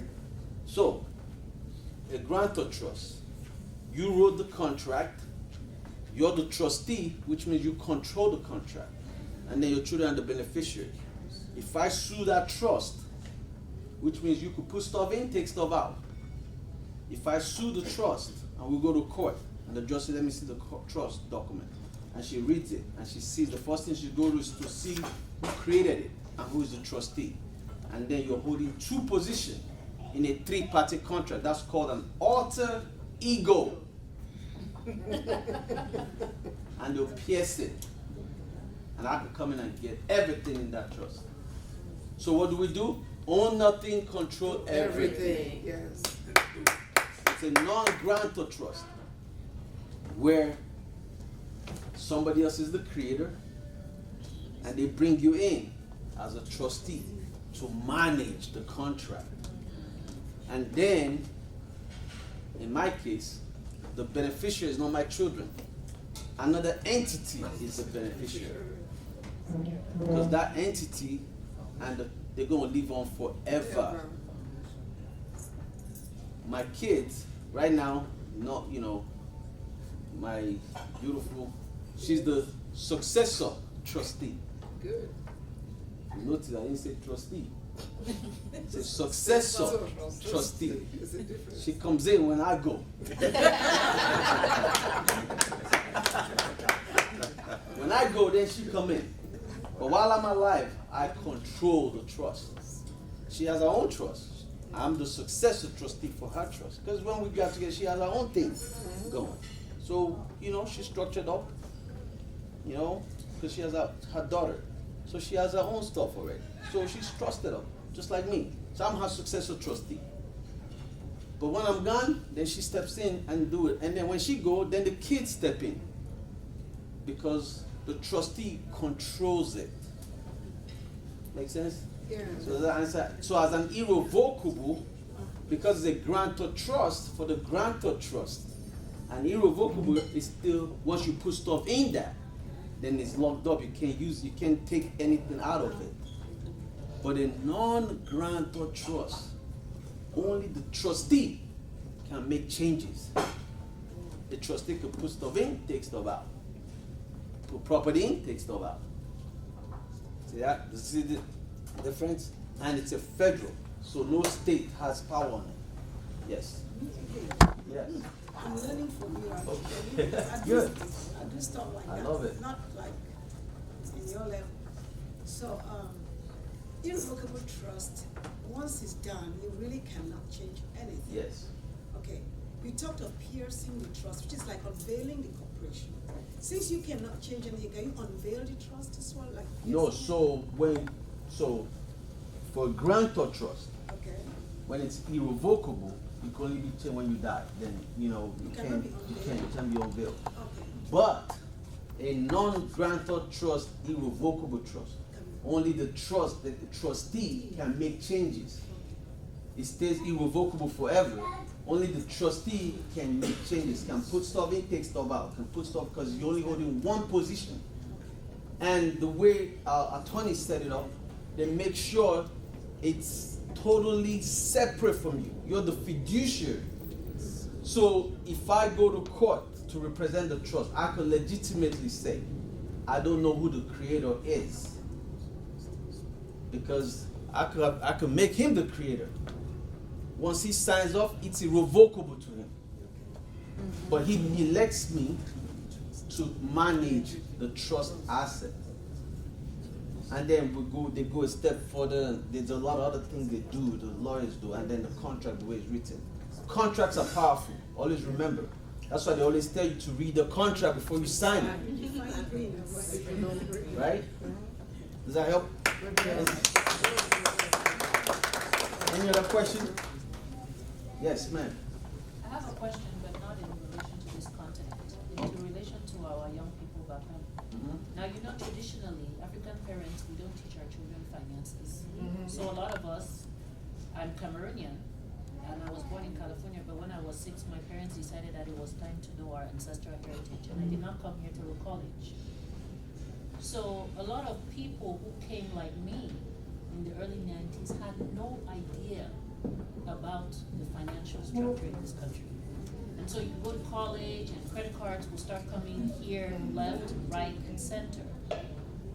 What are your suggestions in relation to the African Brain Grant to empower our youth back home to look at money differently from what we've been taught? Because I believe that is exponential power to change the continent. Yeah, so, every system, like I didn't know nothing about this stuff when I was in Africa. I knew how to go get money from my dad's briefcase and hire car rental and enjoy life and do stuff until I came into the country and I got into the financial service industry. One thing I do, I post a lot, I have a lot of YouTube page.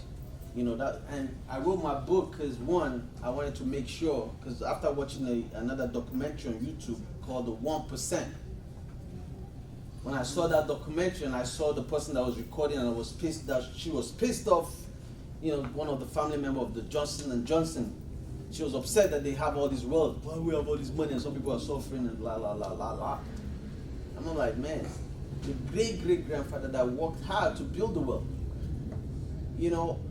Like me, I work hard to build my money. Driving 4 hours, 5 hours, and then it'll be crazy for some child, great-grandchild, to be telling. So I put in the book that I've given education, I've shared knowledge. Pick up a book and read. It's $20. Read it. I have tons of content on YouTube for free. Get it? You're gonna learn something. And I teach, a course where I talk about how, even in Africa, because we are trained to pay cash, right? So I show you how when you pay cash, even when you buy, because we save, think about it, some people save 2-3 years to buy a house, right? And then they dump the cash in the house in Africa. But then they don't pay themselves back. So whenever you pay cash, treat it as if you went to a bank to borrow money. So what I do, every time I pay cash, I say, okay, if I had gone to Bank of America to borrow $100,000, $50,000, or whatever the case might be, how much would they charge me in interest? And how long would they tell me to pay them? And I use their calculator and I show it, and I say, okay. Then I take that monthly payment that I would have been paying them, because remember, it's cash you pay, and I start paying it back. So, because of the way I'm structured, for example, when I go on vacation, like a lot of us do, I first charge it on, I don't use debit cards. I don't use debit card for nothing. I use credit cards that give me points and miles. When I charge the credit card, I get points and I get or miles, whichever one. Depending on the, I use a lot of Amex, and I get the points. I go enjoy my vacation.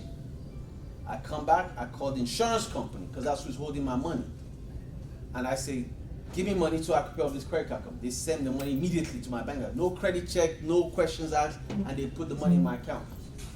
And then when they put the money in my account, I usually pay off the credit card, American Express, pay them off, and pay them 0 interest, right? I just pay them off. And then I start paying back the insurance company. Now, here's the difference between the insurance company that most people don't even know. Insurance company use your death benefit and the cash in your policy, which is the equity, as collateral, because they know you're gonna die one day. Insurance company gonna be here forever. So they're like, we don't care, we're not gonna tell anybody you took the money, we're not gonna report you to the credit bureau, we're gonna, in fact, we're gonna keep it a secret that you borrow money from us. And you take your time and pay us. In fact, in some months, if you don't want to pay us back, no problem. We're not going to come take your car. We're not going to take your house. So I take my time and pay them back while I'm paying my premium. So always remember, your premium, especially if you design the, unfortunately, not every insurance agent know how to design life insurance. Because remember, they just do it because somebody said. So they don't do the research. They don't understand it. So, and they look for its sales.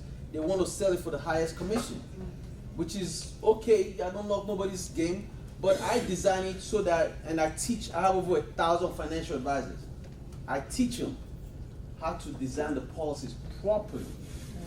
Don't just worry about eating for today. Think about tomorrow. You know, help your clients so they can refer people to you.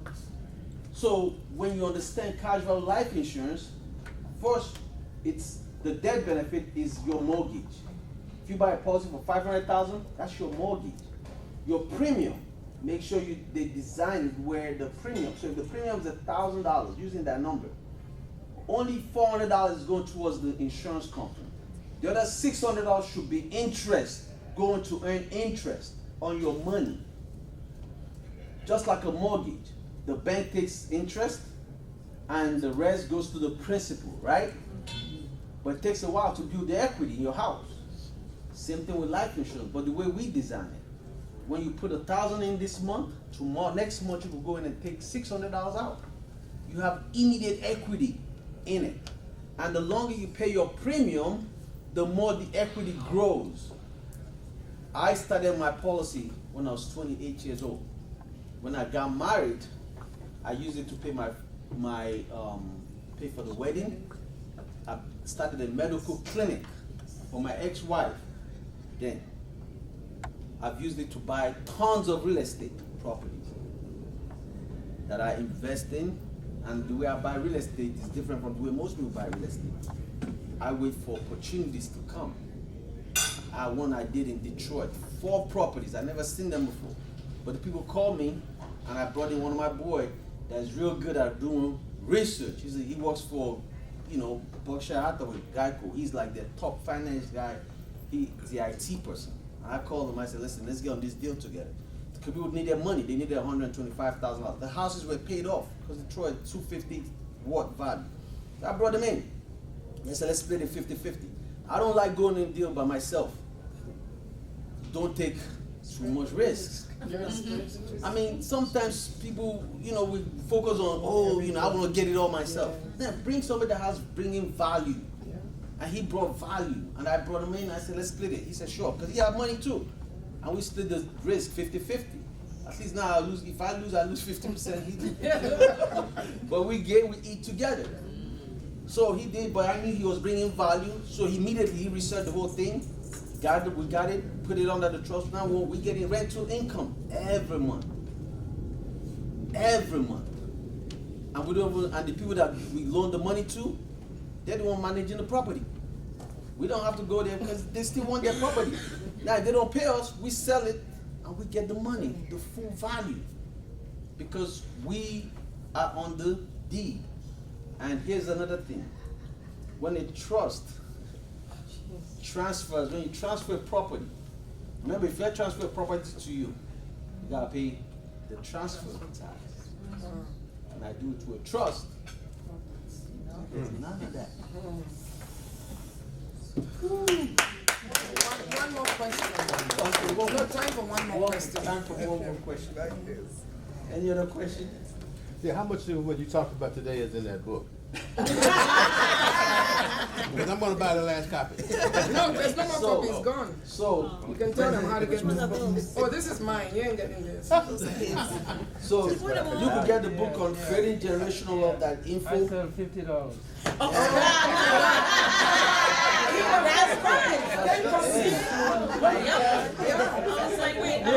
That's right.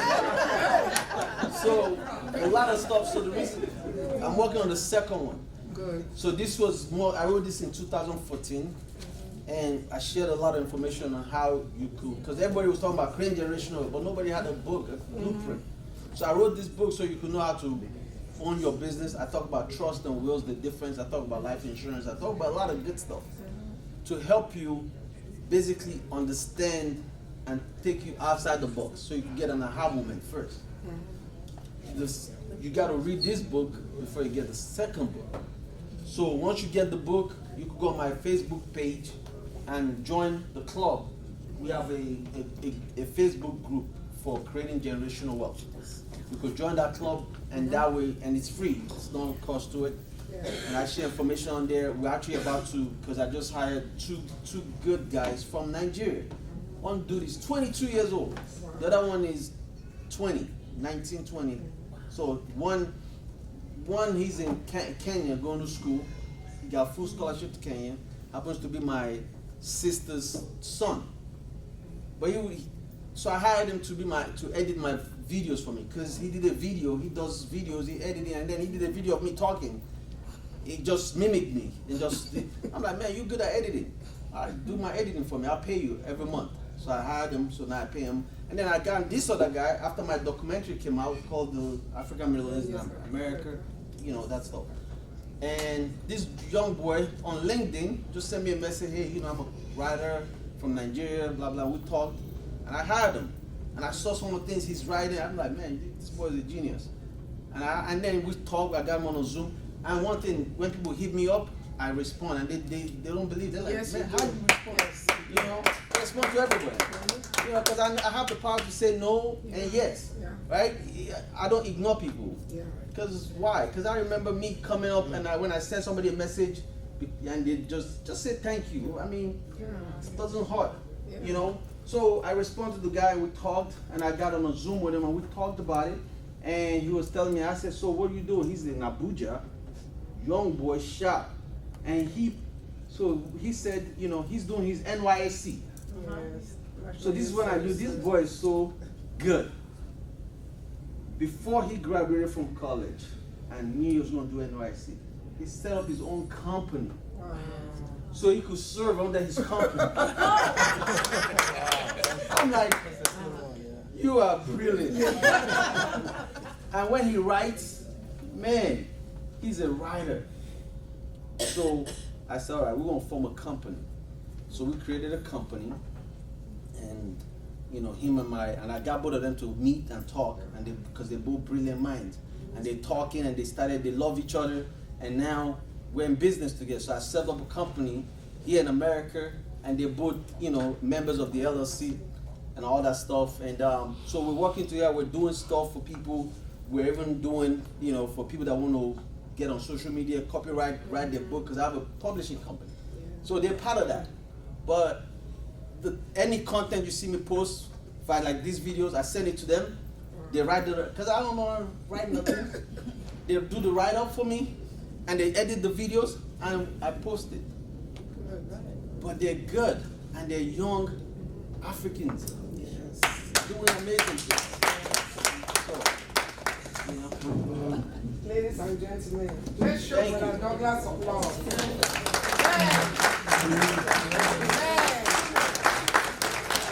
started at 9 o'clock.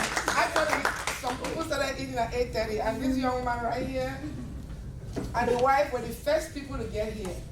The young man got here while the older people were still sleeping. But I came and set up and ran back out. yeah, actually, when they saw his video, they rushed up to get down here. So please, I don't think that clap was good enough for what our brothers downloaded here. I mean, even our accountant, right today, I used to think she was the best. I just found out that she don't know jack. Yes, I just found that out. So, thank God he's part of the brain bank, you know, so We work together. yeah, we are almost, she is part of the brain bank, you know. But anyway, just please let's just calm down because we have to be done here soon. For those of you who came late, and this is very important because when I asked, talked to Brother Douglas about this, he asked me about the temperature in the room. What you heard here today is not something he puts out on social media. So please, let's put everybody on a code. So many people were recording. We could have said turn off your phone, but we didn't want to do that because all of us here are one. We are family, right?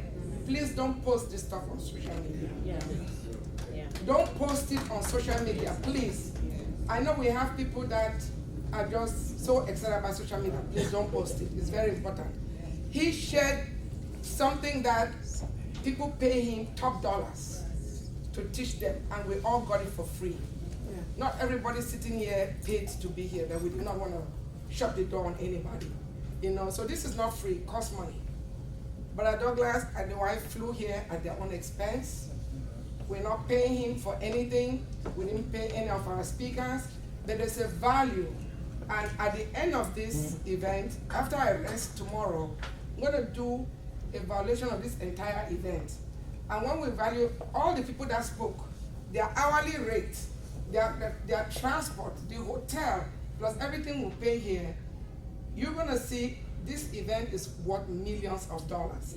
I'm not just saying, I'm not throwing numbers out. This is not our first rodeo. We have accountability. Our board members are here, they will tell you, sometimes I'm sure I get on their nerves because even if it's $50, I get a transfer for them before, and this is our accountant. You know, that's our accountant and she does our taxes. So, Brother Douglas, on behalf of Africa's Brain Bank, you are part of us anyway. Thank you. Thank you so much. This is amazing. I am so glad Dr. Michael V. Roberts is on his way from Ghana. He was not here. Because what we got here today is a different level. We got more from him. We need to let Michael V. Roberts know about this. So, my dear sister, forgive me, I can't remember your name, but Makuba. By the way, thank you so much for your help. That's the spirit. This lady came yesterday as a guest, but she sat at the gate and walked and helped the students. Nobody asked her to do it. All of you here, don't come and ask me or any of our team members how to be part of the Brain Bank. You are part of the Brain Bank. Go on the website and fill out your form. You are part. Don't be waiting for a special invitation. Don't wait for a phone call from anybody because you know what? You are doing yourself a favor and your generation, not me.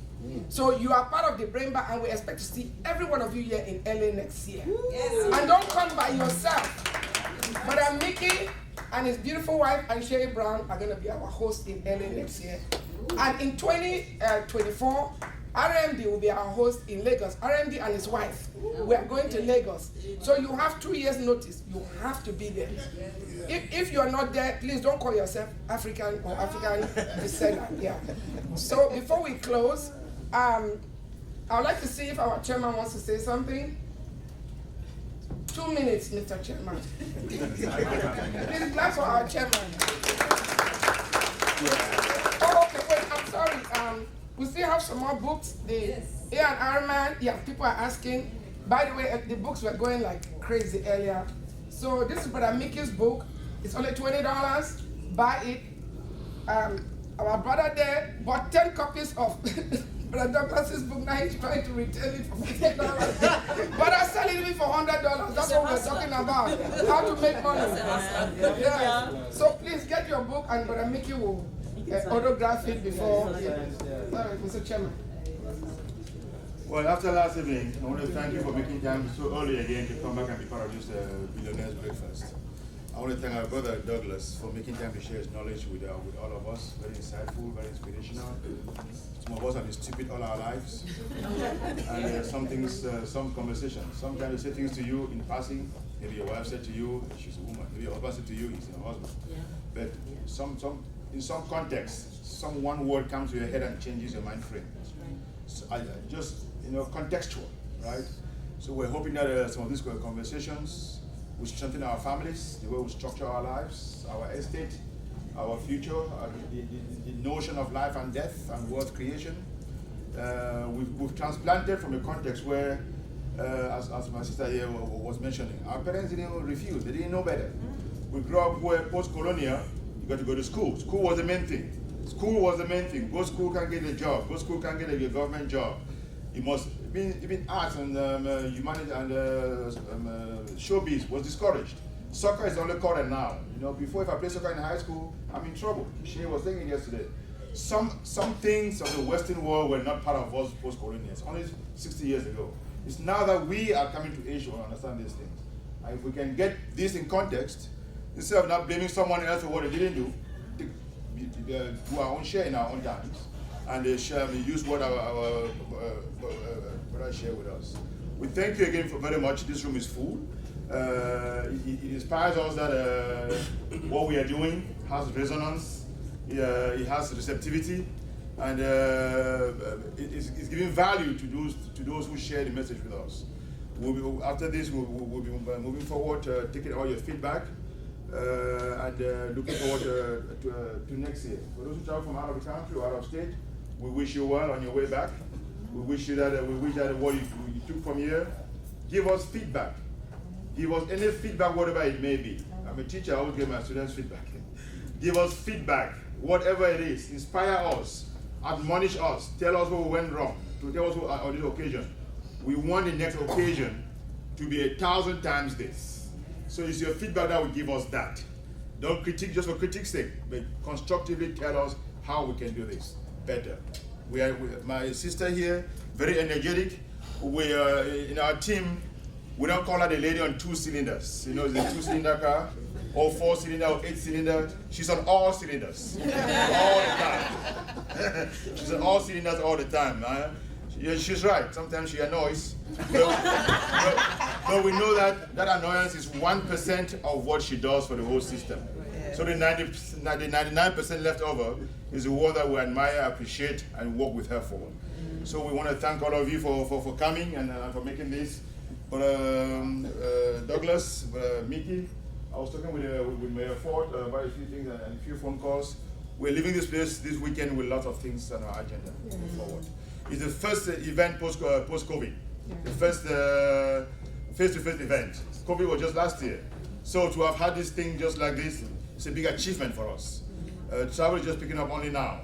So we thank you for energizing us. The family members who are here, my sister is there.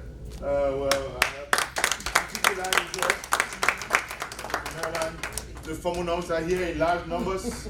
The Cameroonian community is here, the Nigerian community is here. It's kind of a subset of the whole Atlanta, that's the mecca of the black world. But we thank you for those who have showed up. Our Brother Ford, our whole board of directors, Brother Yogo, Brother Jones and his family and his crew. I couldn't name all of it, but thank you. The Brain Bank is appreciative, and we leave you energized. We leave you energized. Hopefully you'll be energized as well. Pass the word around, and we'll see you at our next event. Thank you, Mr. Chairman. And real quick, if you have any questions or you need to give some ideas, 1 second, Uncle. If you need to give ideas or suggestions, please email it to info@africasbrainbank.org. And for my sister, one of the things I wanted to tell you, the answer to your question is on our website. The Africa's Brain Bank has 12-strand systemic mentoring system. There's a strand there that is financial literacy and support. I don't want to put the number because I'm still sleepy. I had 2 hours of sleep last night and the night before and the night before, so I need some sleep. But I'm just saying, go to our website, click on ASA. ASA is African High Schools Association. One of the 12 strands is financial literacy and support. So your children and our children back home, we're doing a lot of things that we cannot even download here. So I encourage you, and we got a lot of positive feedback from last night.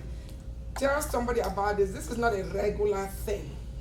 The brain bank is not regular. Everything you saw here is organic. We don't copy anything. Real quick, Dr. Forby has a question for those who don't know Dr. Forby.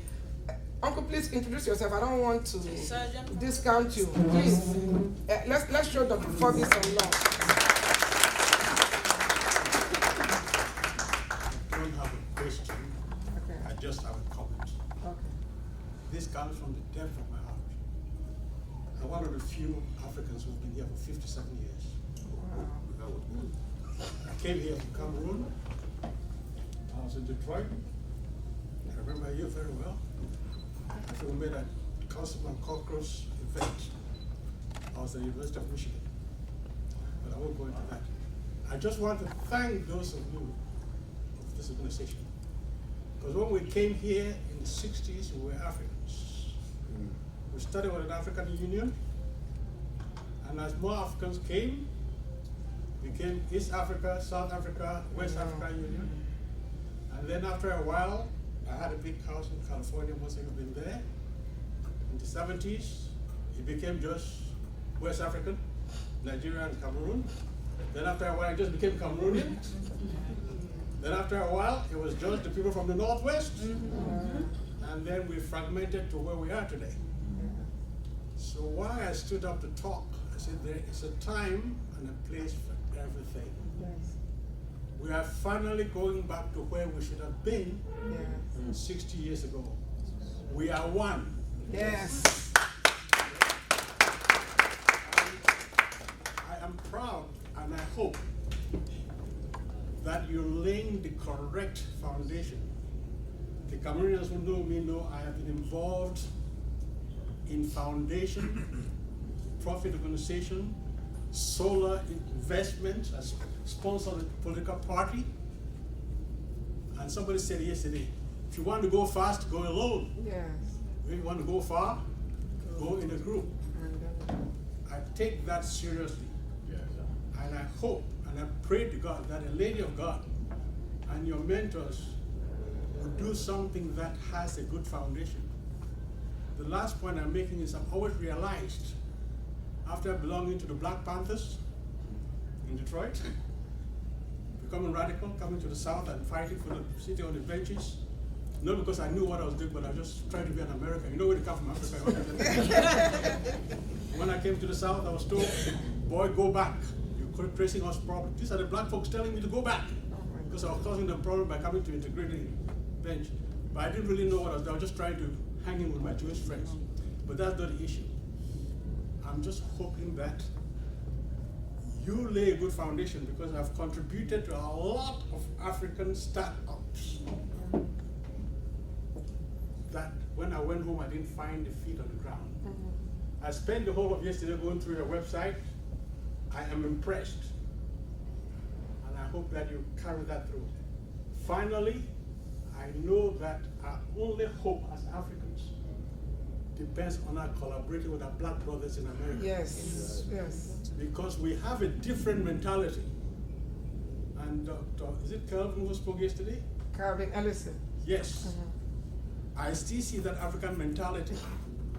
We have an inferiority complex in Africa, where we look at anybody else but ourselves as superior. Yes.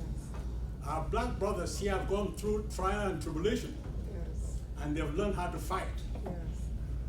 And if we can combine with them, we'll make a difference. So I pray to God that what you do today succeeds, and I pray to God that Dr. Ford, Mr. Erickson, my young brother Douglas, I've been reading about you, I follow your work, and all the other people. Please join hands with my sister here, and let's forge the salvation for Africa. Amen. And for Cameroonians, we cannot make it divided.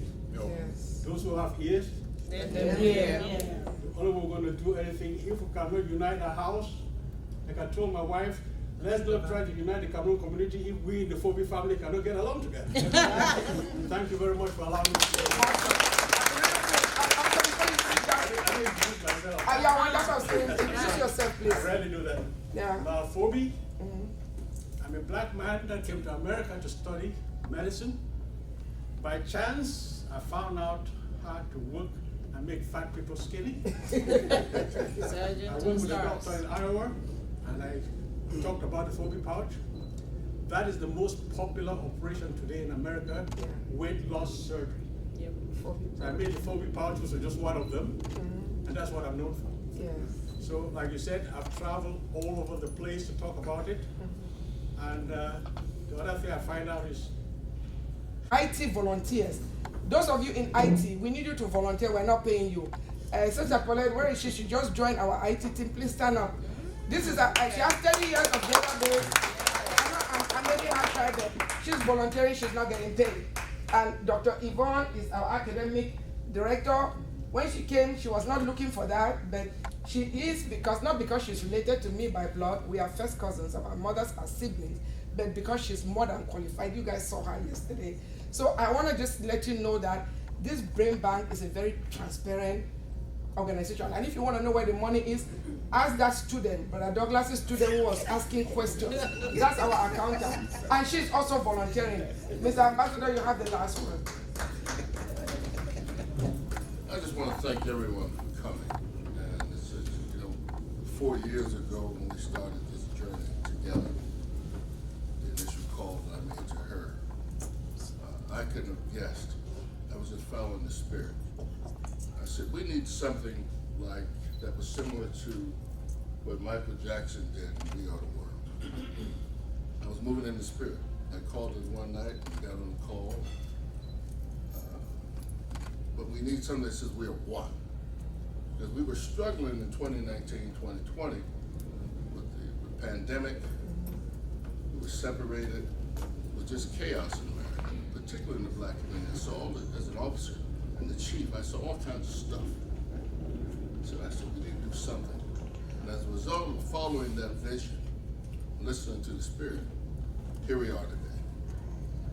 Talking to going to Africa, doing something major for our people on both sides of the continent. So this is how God moves when we obey the spirit. Yes. You better say, well, that's a huge vision. I'm sure Brother Douglas said, man, I'm doing this thing, this is big. Yeah, but you don't stop. Yes. You don't stop. Because God brings people around. You brought Brother Perry Barino to me. Yes. I know his niece, Fantasia Barino, Anthony Hamilton, all these folks. He could have said, well, he said, no, I know somebody, Jones. Yes. I know a man that can help us with this. Perry Barino. Brother Mickey. That's what we're about to make. Yes. So let me give him a call. Today, here he is. Yes. I want you to just follow me on this because then he said that evening, that's a great idea. Yes. Fantastic. Fantastic. Yes. He got excited about it. I get it. But how would only God knew that he would interpret it that way. Yes. Then next thing you know, I'm eating. I was with Smokey Robinson, 2 weeks ago? It's huge. And we don't know yet the magnitude of what we're dealing with. Yes. But it's growing every day. All we gotta do is keep moving. Your Michael B. Roberts, your Black Billionaires, your George Fraser, your brother Douglas. Who knew? Yeah. Who knew I'd be walking with presidents? I never knew. I'm a little black boy from Newark, New Jersey. Wasn't in the projects, but it wasn't too far. You know what I mean? Mother was a government worker, father's a preacher, right? And so you just never know, but when you move in faith and you believe, that's the action right there. You must believe. Yes. I don't care how big the vision is. Don't worry about it, keep moving. And so here we are today, those of us here in America, brought over the ships, our ancestors, those of you who traveled here. I don't care what ship you came from, we're all in the same boat together. That's right. That's right. Charting a new course for all of our people. So I just want to say thank you to all of you on behalf of my company, my employees, my families, and the extended families. Thank you. Thank you, Mr. Amalo. That's our global ambassador. Some of you were not here, but Perry, please could you stand? A lot of you know about Fantasia Barrino. That is Perry Barrino, and he's the one that brought, he dug to the core, the foundation of the Motown, and brought Motown's first A&R man, Brother Perry. Thank you. Isn't he looking awesome? I tell you. And just one real quick thing, what we are talking about, we already started working on it. As I said, the pandemic took 2 years. So the Brain Bank, our inaugural event was 2019. So I think in 2 years we have come pretty, you know. But I'm making, some of you heard him say yesterday that these are my friends. They will do whatever I ask them to do. So the Motown superstars are already on board. RMD, his fan base include presidents and the musicians, the top musicians and the not so top musicians in Africa. So what we are saying is that we already have the artists, you know. So now let's all work together to bring the money in, because it's going to cost money, and only the best is good enough for us. So we are going to the best venue in LA. Yeah. So let's clap for yourself for being here too. Thank you very much, and safe travel for everybody. Please, can I say something? About what? Is it a question? I just want to bless everybody here. Is that okay? Yeah.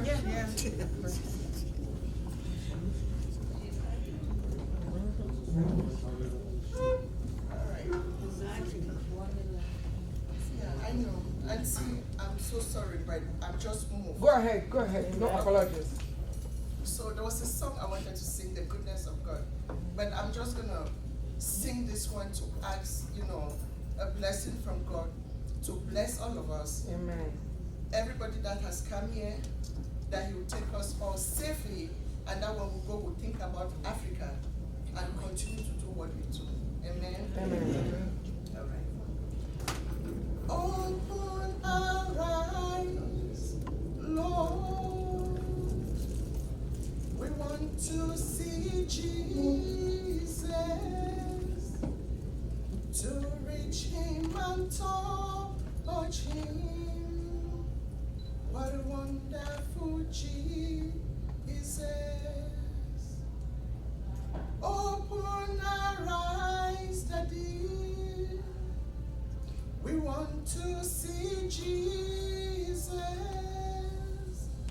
to reach Him and touch Him.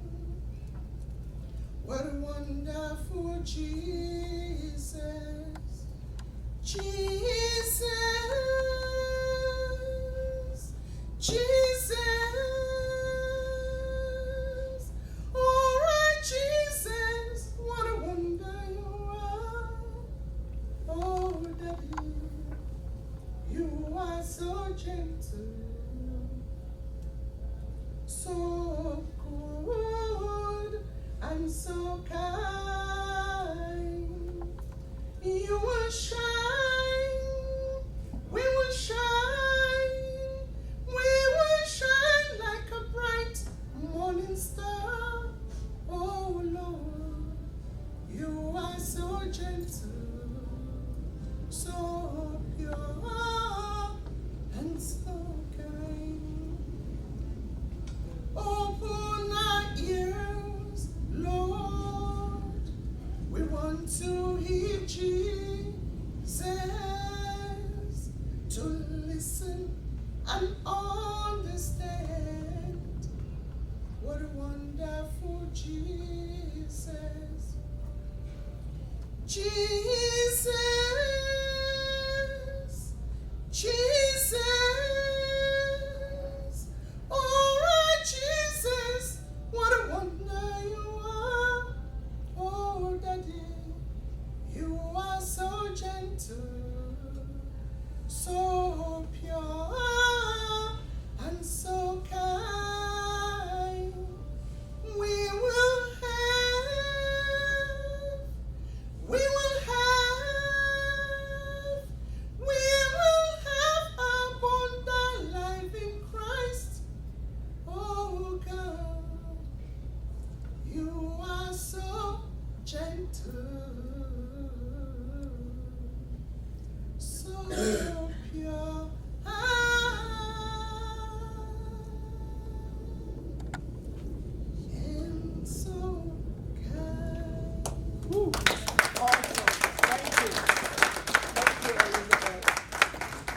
transparency, you know, she called me auntie because I'm her auntie. Her mom is my older sister.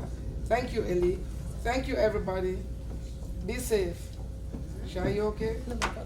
You have cried? All right. Okay, the book. I'll give it to you. Let me see. Yeah. No, I'm going to give it to you. Please, can you autograph it for my little sister, Shalom? She's been helping me. Shalom, that's my little sister. Oh, my sister. Oh, really? Yeah. Shalom. Shalom for when I'm smiling. Oh, shalom. Like E.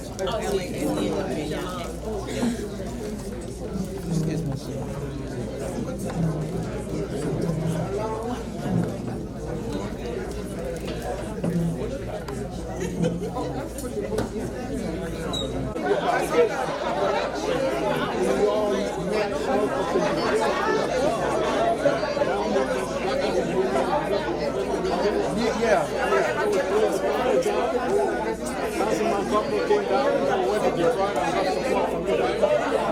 Musicians came out to support us. Very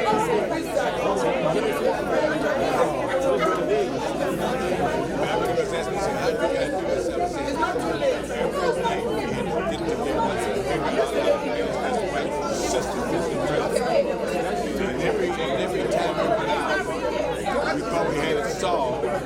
They would find another way to try to block things up. So we had to work every night.